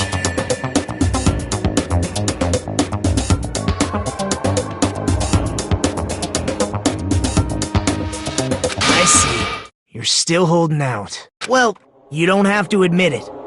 We're going to decide who the killer is with the majority vote anyway. So, why don't we just go ahead and start voting? It's obvious that Gundam is the killer. Hold on a sec. You know, Hajime, this class trial, this killing, it's merely the opening act, you know. Hey! What do you mean the class trial is just the opening act? Perhaps I should say, it's just a farce. Just a boring farce. So boring, so stressful. I'm so painfully bored that I might develop stomach ulcers. Seriously. Let's just hurry up and finish this before I collapse from poor health. Nagito, something definitely happened to you. At some point during the investigation, your behavior became even weirder. What actually happened? Did you discover something? Well, let's just leave that fun for later. And finish this opening act already. Ah, you said opening act again! Please hold on! We have yet to hear Gundam's rebuttal! But he's completely shut up. Perhaps he can't argue anymore. Gundam! I was simply at a loss for words after being dumbfounded by your pathetic assumption. In fact, I shall deny the very basis. Your assumption has been wrong since the beginning. Since the beginning? Based on your assumption, I hung Nekomaru from the 4th floor of the tower and made the floor descend to the 1st floor. From there, after returning to Strawberry House, I was present when the alarm at the lounge went off, correct? Although going to and fro is busy enough as it is, how would I be able to travel between both houses anyway? Let's see. The contact elevator was broken. As I recall, the killer tampered with the Grape House control panel, which shut down the elevator. Plus, the stopped elevator should have been facing the Grape House side. If so, the human who used the elevator would have left it at Grape House. For these reasons, it's an indisputable fact that the killer destroyed the elevator at Grape House. And what's wrong with that? If the elevator was broken at Grape House, he wouldn't be able to return to Strawberry House. However, I was already at Strawberry House. I was present when the alarm in the lounge started ringing. Which means your assumption is clearly wrong. Are you serious? And here I thought it's already been decided. Have you learned your lesson, pitiful humans? You cannot overcome this contradiction.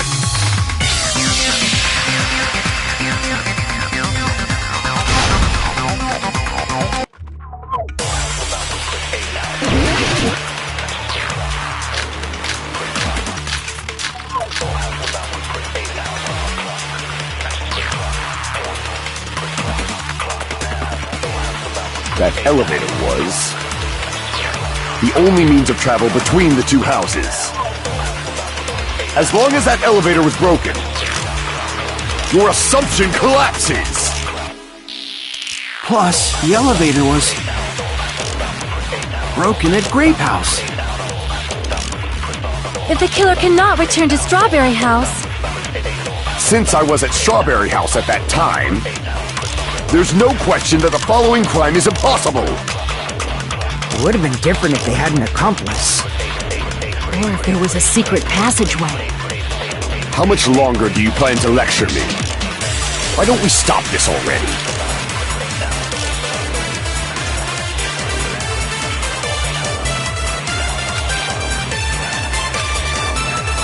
That elevator was the only means of travel as long as that your assumption Plus, the elevator broken at Grape House. if the killer cannot return to Strawberry House, Since I was at Strawberry, there's no question that the It would have been different if they had an accomplice. Or if there was a secret passageway. How much longer? Why don't we stop this already? That elevator was the only means of travel. No, that's wrong!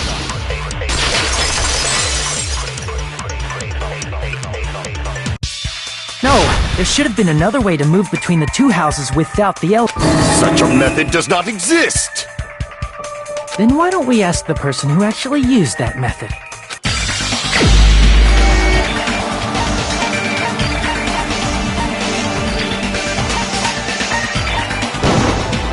You're the only one! Nagito, you should know. What are you talking about? Don't play dumb. You appeared so suddenly that one time because you used that method, right?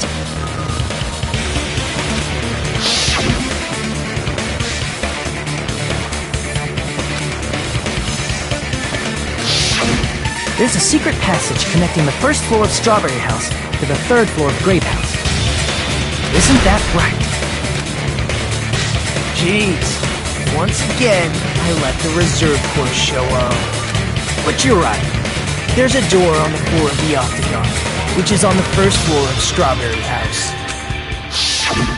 After I opened the door and went down,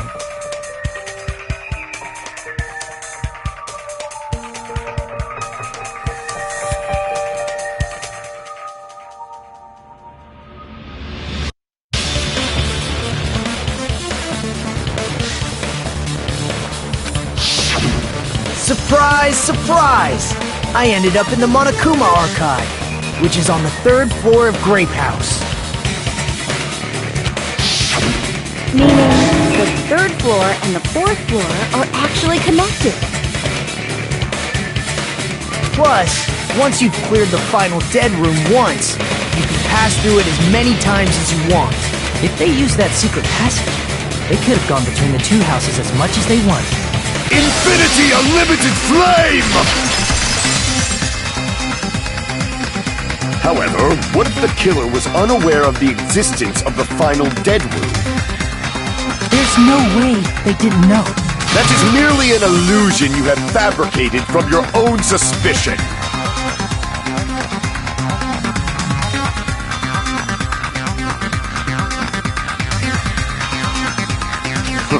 If you value your life, you should stop with your scrutiny. There's no way I can stop. Did you say? Don't make me angry! You wouldn't like me when I'm angry!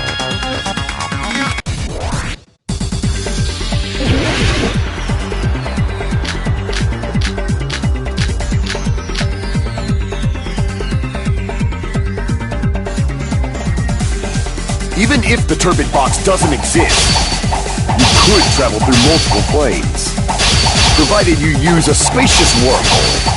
However, how frail, I say! Your decayed illusion. Shall I feed you to the progeny of vile deities? I can't back down!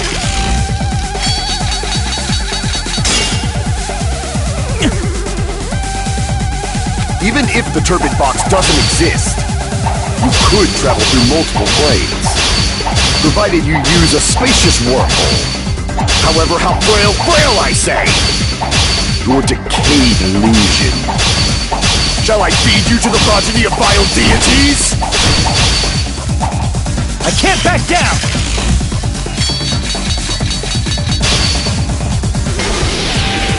I already proved the secret passage exists. The secret passage was at the Octagon. Know the limits of your own reasoning! You say the killer went to the Octagon? Don't bark, you cur! If you don't want to drown in the maelstrom of blind confusion, at least pray to the key which dwells in the light!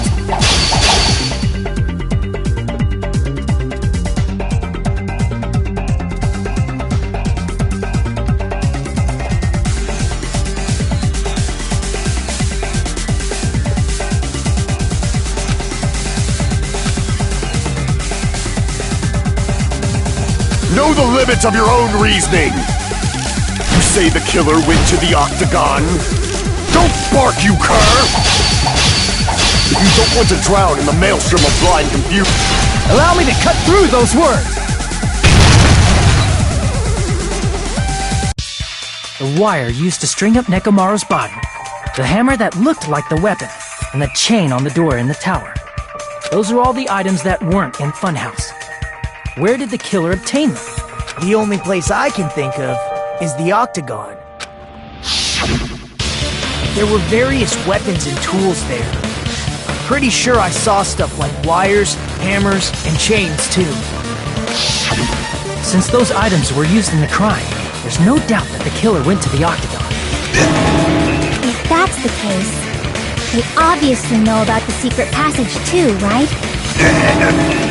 It seems this is the end. Normally we'd end up listening to Hajime lecture us with a very long summary of the case. But there's no reason to waste any more time on this opening act. So I'm going to end this right now. Hey, what are you... First of all, by messing with all the clocks in the building, Gundam tried to lure only Nekomaru. The elevator was probably broken by that point. Thanks to that, Nekomaru wasn't able to go to Grape Tower, which was supposed to be the meetup point. So he tried going over to Strawberry Tower, just like we did when we found out the elevator was broken. Well, it's obvious he'd attempt that. At that time, we didn't know the two towers were the exact same place. Also, the button in Strawberry Hall wasn't broken, so he was easily able to enter Strawberry Tower. But surprise! Gundam was waiting for Nekomaru's arrival. Hold on. If Nekomaru didn't go to Strawberry Tower, what would the killer have done then? Their plan was a balancing act of uncertainties, but even if they failed, they probably wouldn't have minded. They can just greet everyone the next morning as if nothing happened, and come up with a different plan. And, without such a risky plan, they wouldn't have been able to lure him at all. I'm going to continue summarizing the case, okay? Through this, Gundam successfully lured Nekomaru to Strawberry Tower. There's no way he could fight head-on with the robotic Nekomaru, so by pressing the goodnight button, he rendered Nekomaru powerless without fighting him. Hold on! What did you just say? That I didn't battle? What's wrong with that? Don't mess with me! Don't mess with me! I cannot ignore those words! Why are you angry all of a sudden? You fools do not understand! You don't understand at all! Ha! You make me laugh! After all this time, you still don't understand anything at all! I don't understand anything. What does that mean? years. I cannot finish just yet. Maybe I'm just a human destined for hell. However, I cannot finish just yet. I cannot finish! What do you intend to do?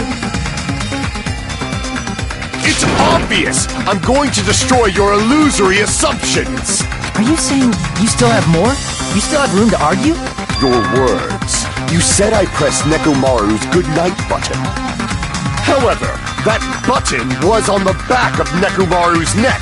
To press it, I'd have to get behind him. It's not easy to get the drop on Coach Nekomaru. It's even more difficult if it's a one-on-one situation. Just as I thought. Truly frail. Succumbing so easily to this simple argument. It was just a mere illusion. If you want to set me up as the killer, at least surpass your own human limitations.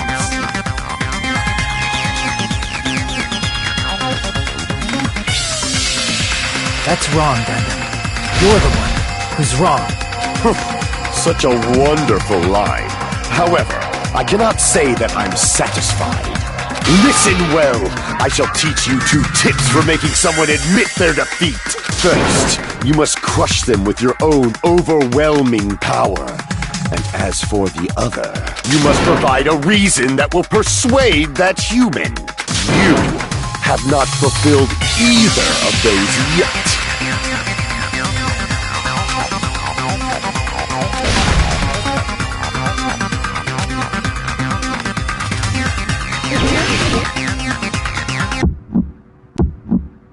I won't let you! For the Tanaka Empire! Wither! Crushed as David prophesies! I won't let you! For the Tanaka Empire! Wither! Crushed as David prophesies! Show me the cadaver! I won't let you! For the Tanaka Empire! Wither! Crushed!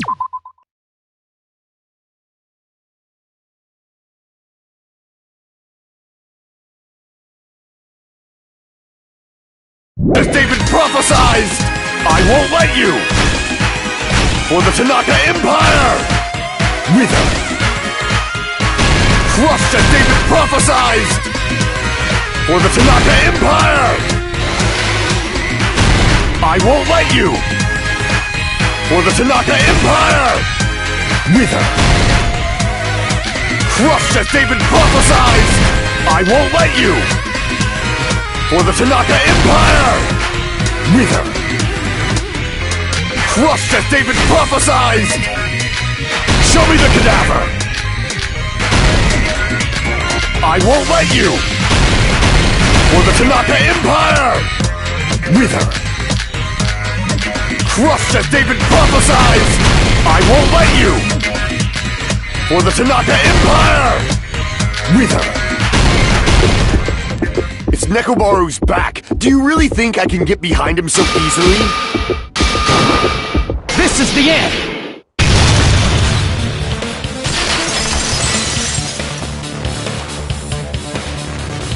Even if you didn't get behind Nekomaru, you should have been able to press the button on the back of his neck.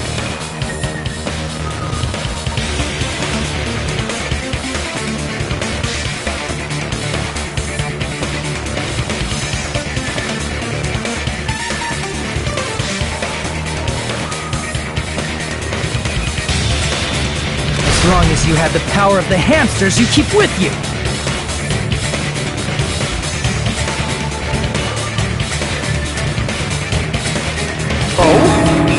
Are you seriously saying he used his hamsters to press the button on the back of Nekomaru's neck? Of course that'd be impossible for a normal hamster, but it would have been possible for Gundams. In fact, we saw that with our very own eyes.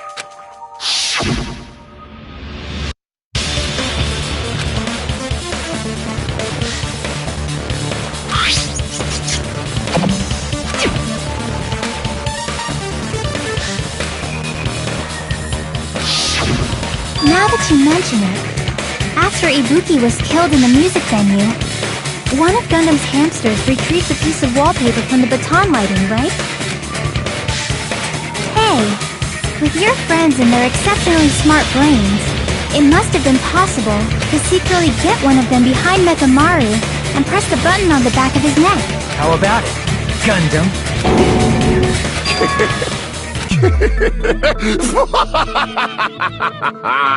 Not just myself, but you actually brought up how splendid my subordinates are. I have no recourse but to admit it.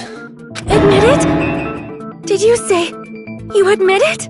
It appears I've obtained a one-way ticket to hell. Fine! Then you must trample me underfoot and advance. Victory can only be built upon a foundation of corpses. You cannot find peace without sacrifice anywhere. Now, trample this life. Trample it as though it were mere trash on the side of the road. Pull the curtain strings of this worthless performance with your own two hands.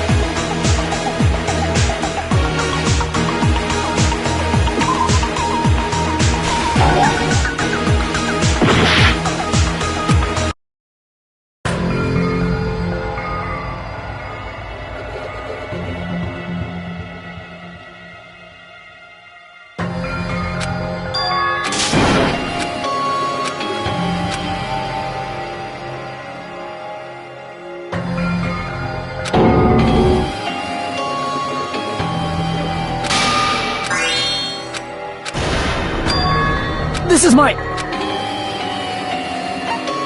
We will never give up!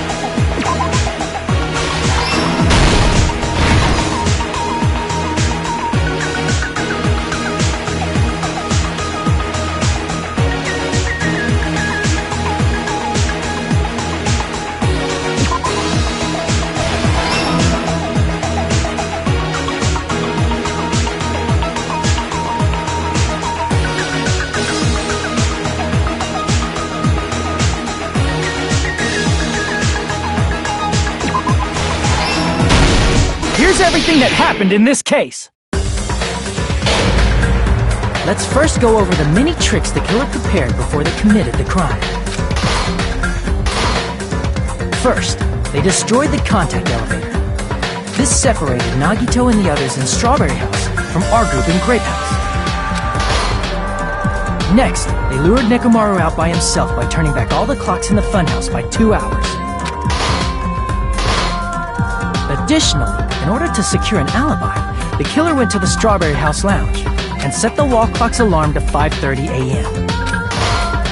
After finishing their preparations, the killer went to Strawberry Tower with the necessary tools in hand. They obtained these tools from the octagon, which you can enter once you clear the final death room. This means the killer discovered the secret of the funhouse faster than anybody else. That secret being, Strawberry House and Grape House are actually the same building. On the morning of the incident, Nekomaru woke up and headed over to Great Tower for a specific reason.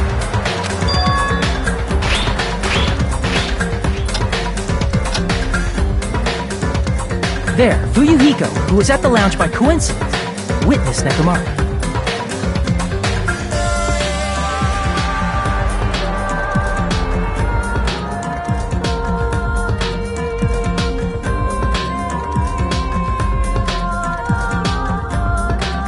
According to Fuyuhiko's testimony, that was around 5 a.m., but by that point, the killer had already messed with our perception of time. In actuality, Fuyuhiko witnessed Nekomaru at 7 a.m.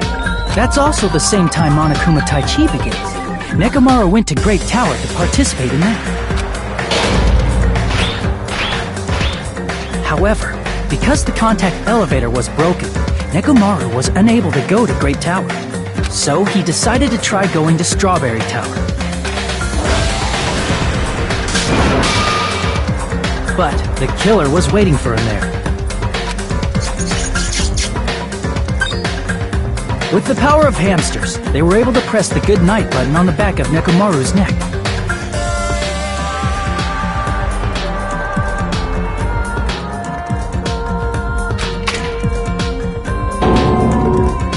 This forced him to enter sleep mode, rendering him immobile.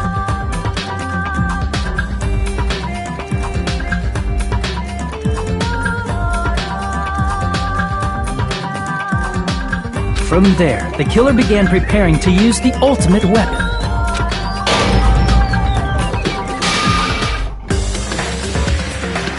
First, they set the alarm in Nekomaru's chest to 7:30 a.m. so he'd wake up. Then they tied him up with a metal wire, tied the tip of the wire into a loop, and hung it on the doorknob.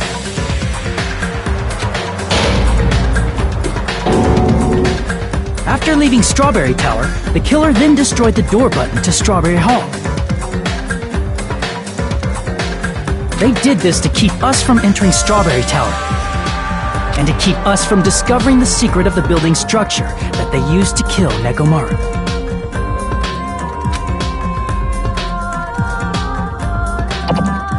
Then, they used the secret octagon passageway to travel to Grape House. After arriving at Grape Hall, they pressed the button to open the door to the tower. When that happened, the elevator-like floor of the tower began descending, and Nekomaru's body was still inside, dangling upside down in midair from the wire. The killer entered Grape Tower to see if their setup was successful, and placed a hammer on the floor to look like the weapon, then wrapped a chain around the back door. This was done to make us falsely believe we couldn't enter the tower from Strawberry Hall. With this, the killer finished their setup and tried to go back to their room using the secret passage, so they could craft their alibi when Nekomaru died from the fall. But something unexpected happened. Fuyuhiko, who saw Nekomaru earlier, was still at the lounge. As a result, the killer couldn't return to their room, and with no options available, time ran out. The lounge's wall clock alarm started ringing at 5:30. Well, actually 7:30. To avoid a worst-case scenario, the killer was forced to appear in front of Fuyuhiko with the others. When the wall clock's alarm rang, that was also the same time Nekomaru was waking up. He woke up while he was still hanging upside down, so he couldn't help but sway his body powerfully. Originally, the loop of wire was only supposed to slip off the doorknob, but because there was a heavier load than expected, the doorknob ended up breaking. Nekomaru fell from the 4th floor all the way to the 1st floor. He crashed into the pillar, which decapitated him on impact, and died. The sound of Nekomaru's impact echoed throughout the funhouse. However, by this point, the killer's plan was about to fail, thanks to the broken doorknob and Fuyuhiko. Meaning, the killer is someone who wouldn't have heard the alarm if they were in the deluxe room. They also wouldn't have been able to return to their guest room, because Fuyuhiko was at the lounge.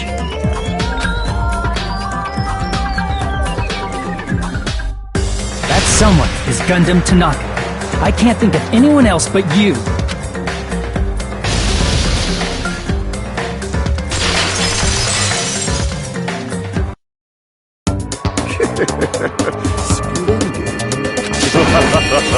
That was splendid! For a mere human, you did quite well. Stop. Stop it already. Stop using weird words to avoid the truth. Or I'll friggin' kill you myself! I cannot believe it. I just cannot believe. You killed Nekomaru? I cannot believe something like that. You don't wish to forgive me? Do you feel regret? Then finish it! Cast your impure votes for Gundam Tanaka!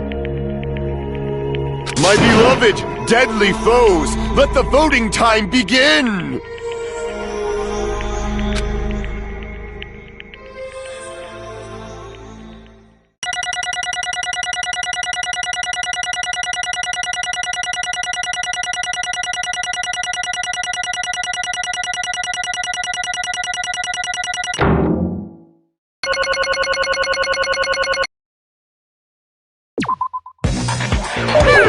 This result isn't all that exciting. Now then, please pull the lever in front of you and cast your vote. Who will be chosen as the blackened? Will please pull the lever! Crap! I bit my tongue at the most important part!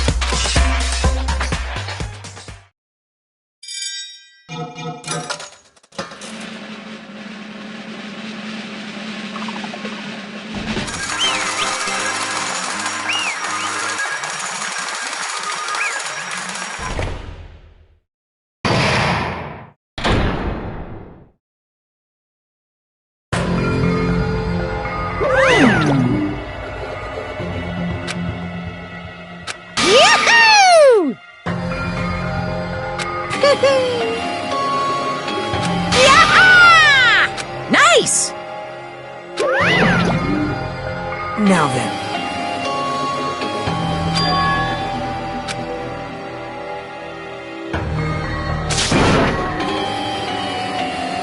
Jeez.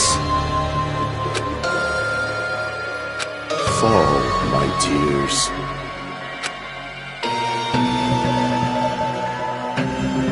Listen well! How pitiful. Fine.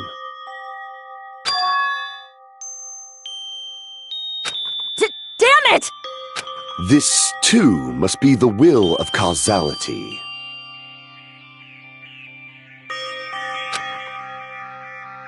You. Let's make history.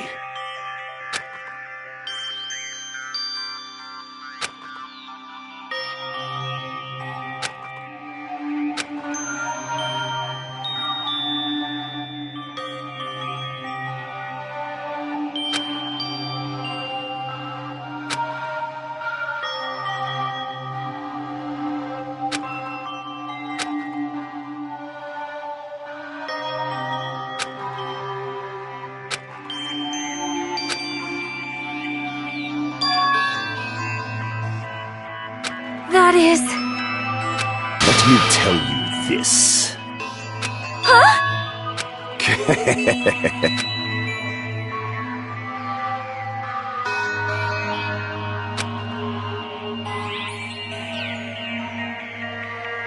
I can see it! Could it be?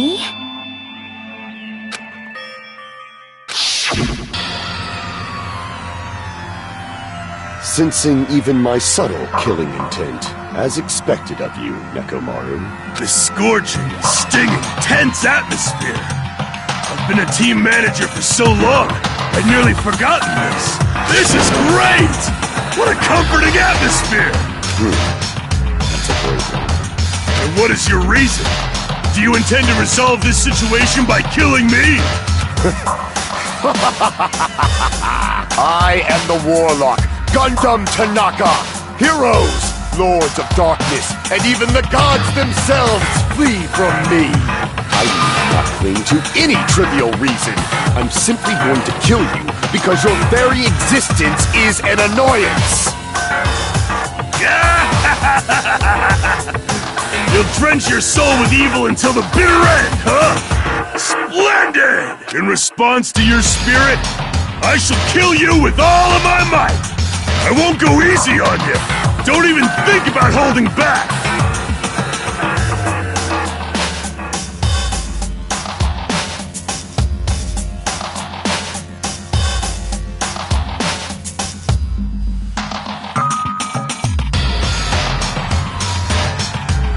Don't waste your breath on cowardly tactics! Give me everything you got!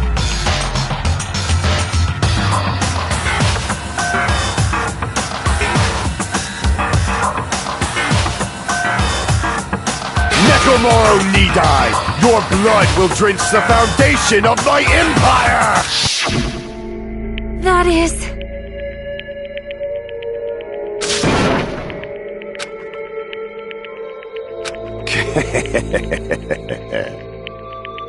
Let me tell you this. You weakling!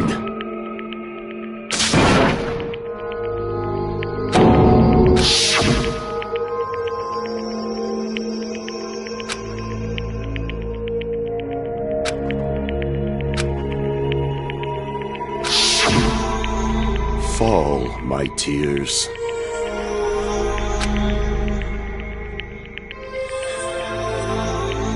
If you flinch, you will die! Let me ask. Fine.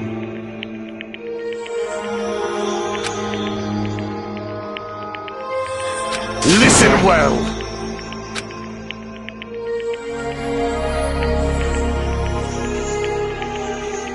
I shall engulf this world.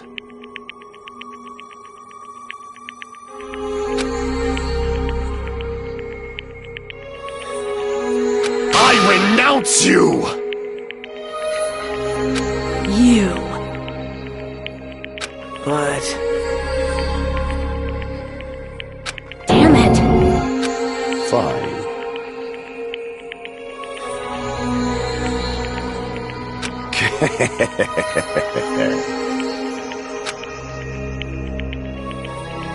Fall. Oh. You... Let's make history.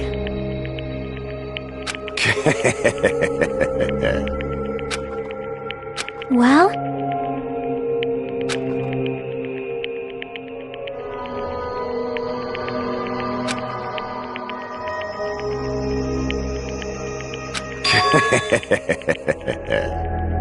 My name is Gundam Tanaka! Fade like dust in the wind.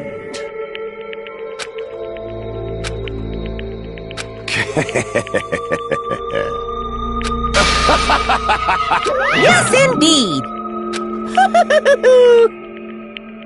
Please wait! I beg of you! Huh? I beg of you! How pitiful.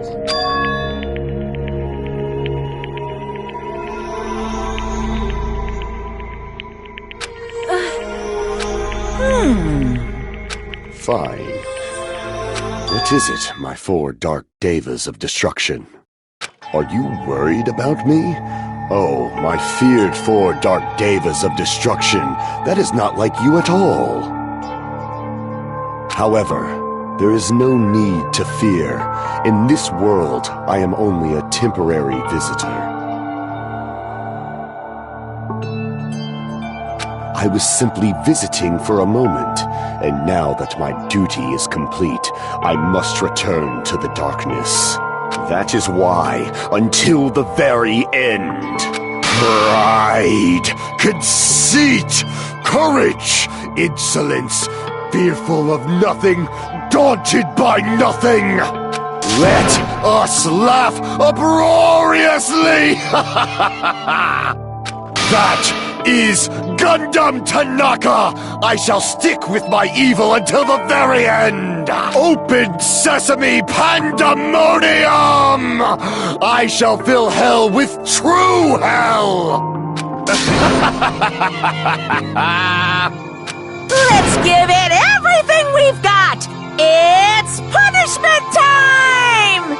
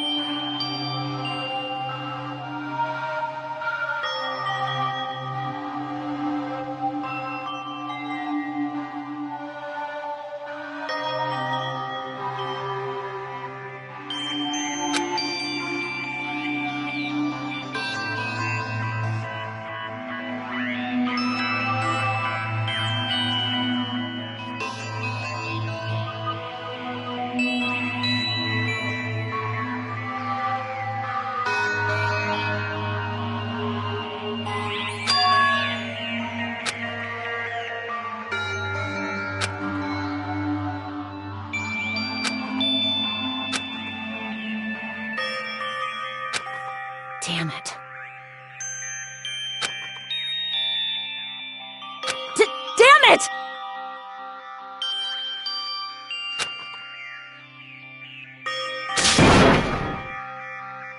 The worst. Oh.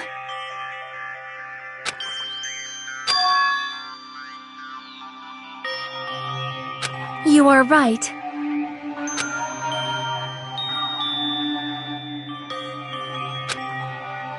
You are right.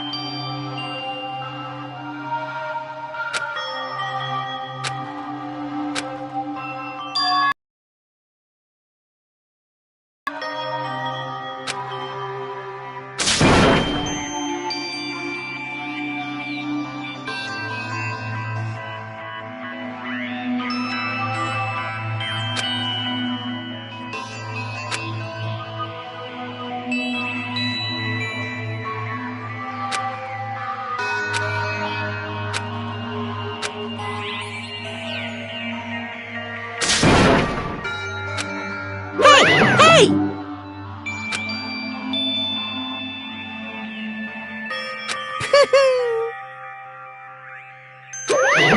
Wait!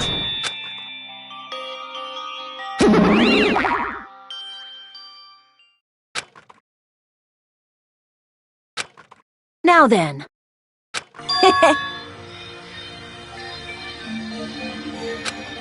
Hey! It's not like that.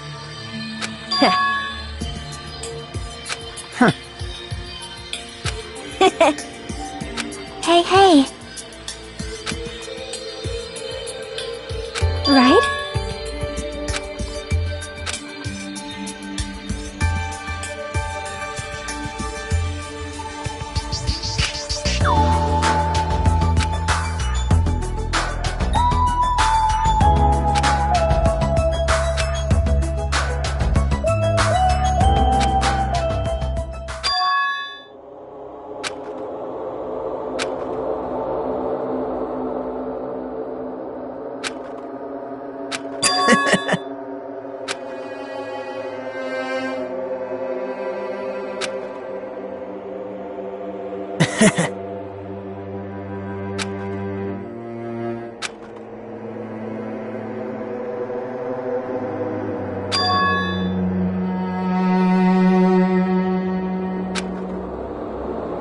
Well...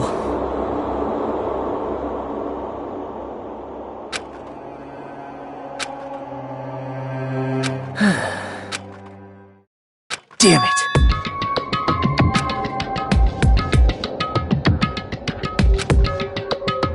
It's obvious. Monokuma appears! Now then. What's this? What's the matter?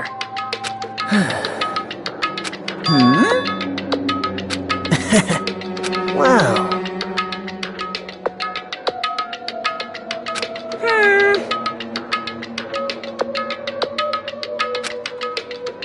Hello. Hey.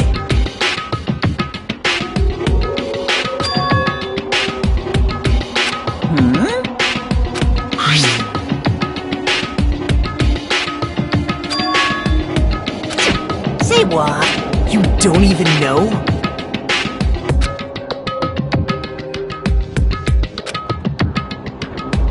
Isn't that right? Of course! But...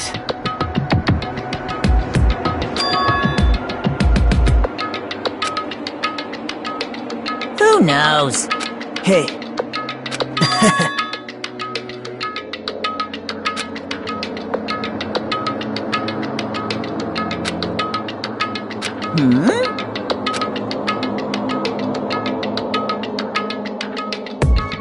Well... right? You're getting all riled up!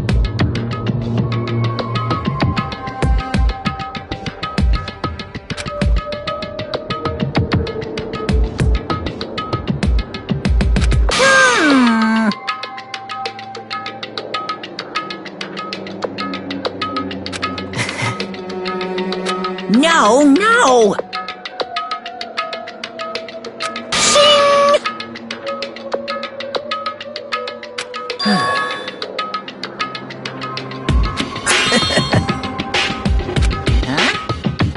Hey.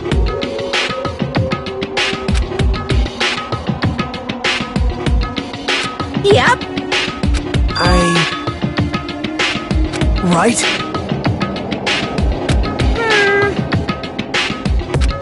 No, no!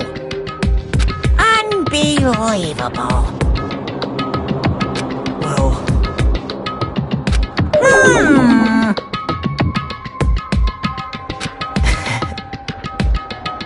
you're right.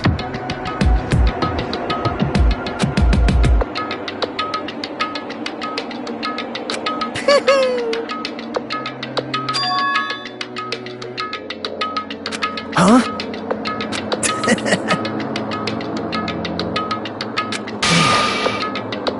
Like... Wow. Say what? You don't know?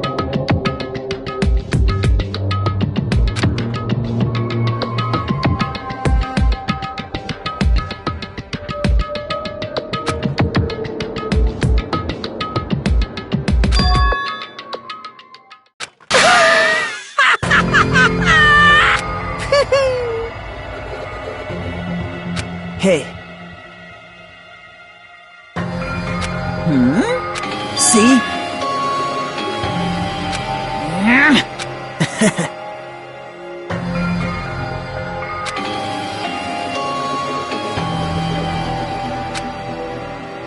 Hey.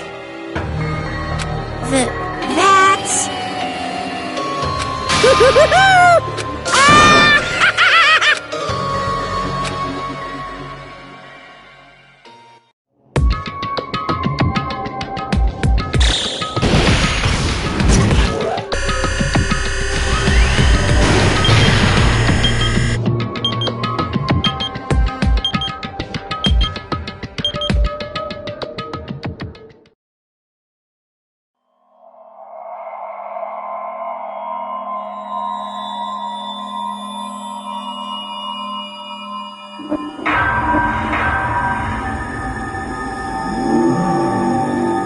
Danganronpa.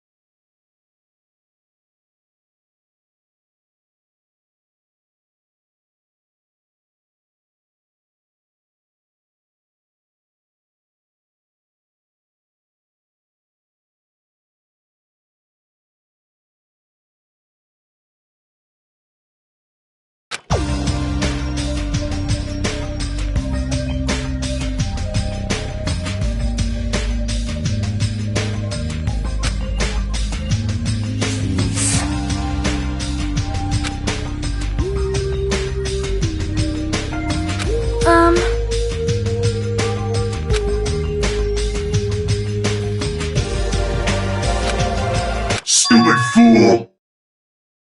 Oh my! Hey! Huh? What's up? I'll pick you up!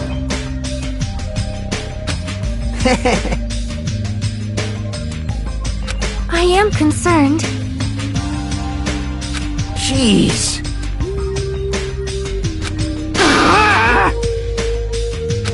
Huh? All right. My! I'm no doll. I'm Mini Maru.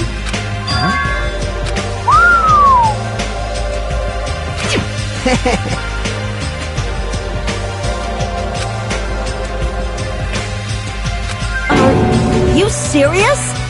Thanks. Well...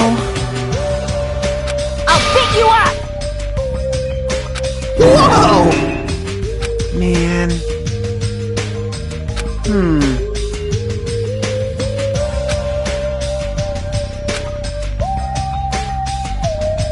Engines revving! Huh.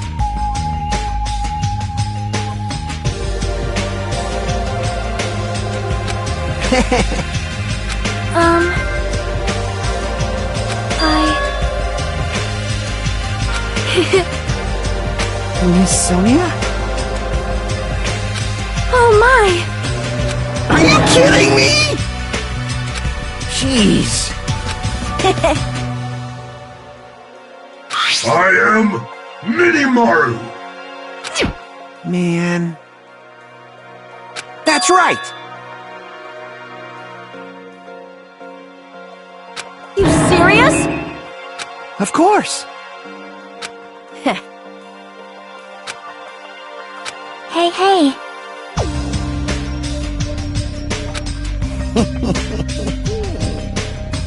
Well.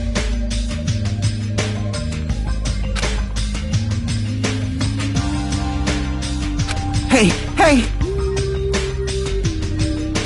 But still,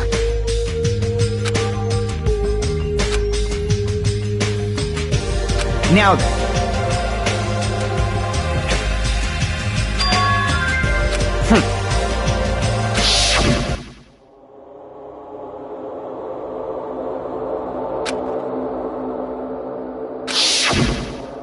Hey, bastard!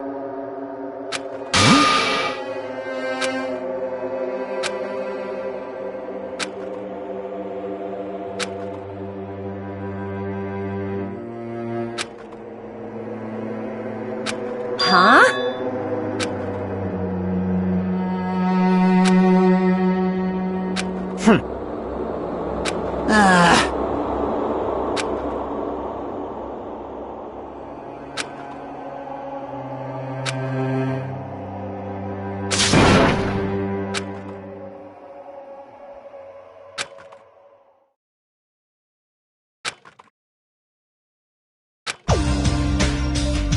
Right? Of course!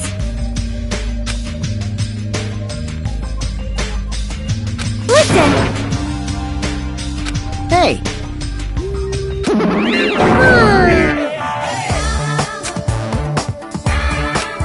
I am sorry!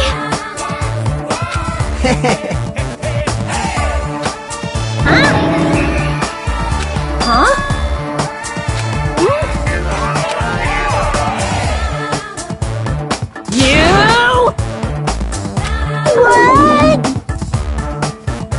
hey, hey.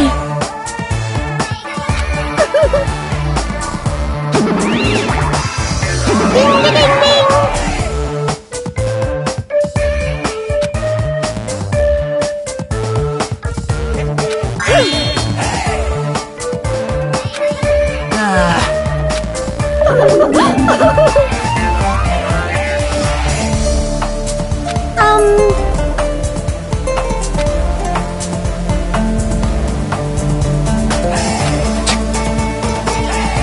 Don't misunderstand.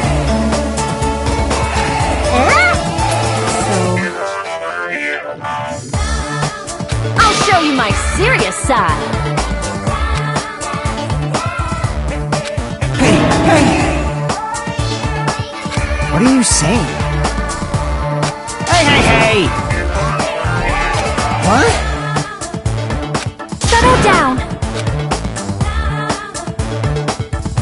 All right! Damn right!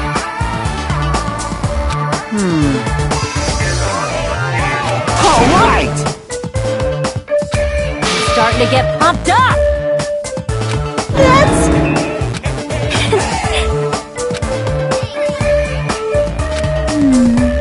Leave it to me.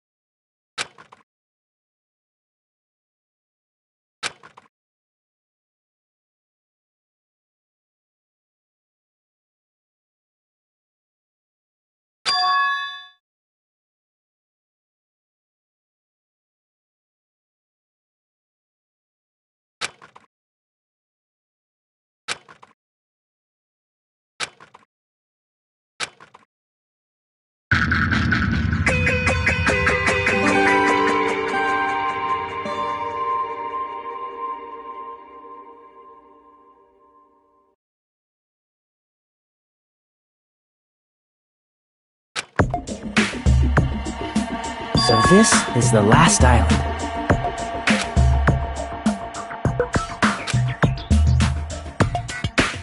I guess it has an ambiance befitting of a final island.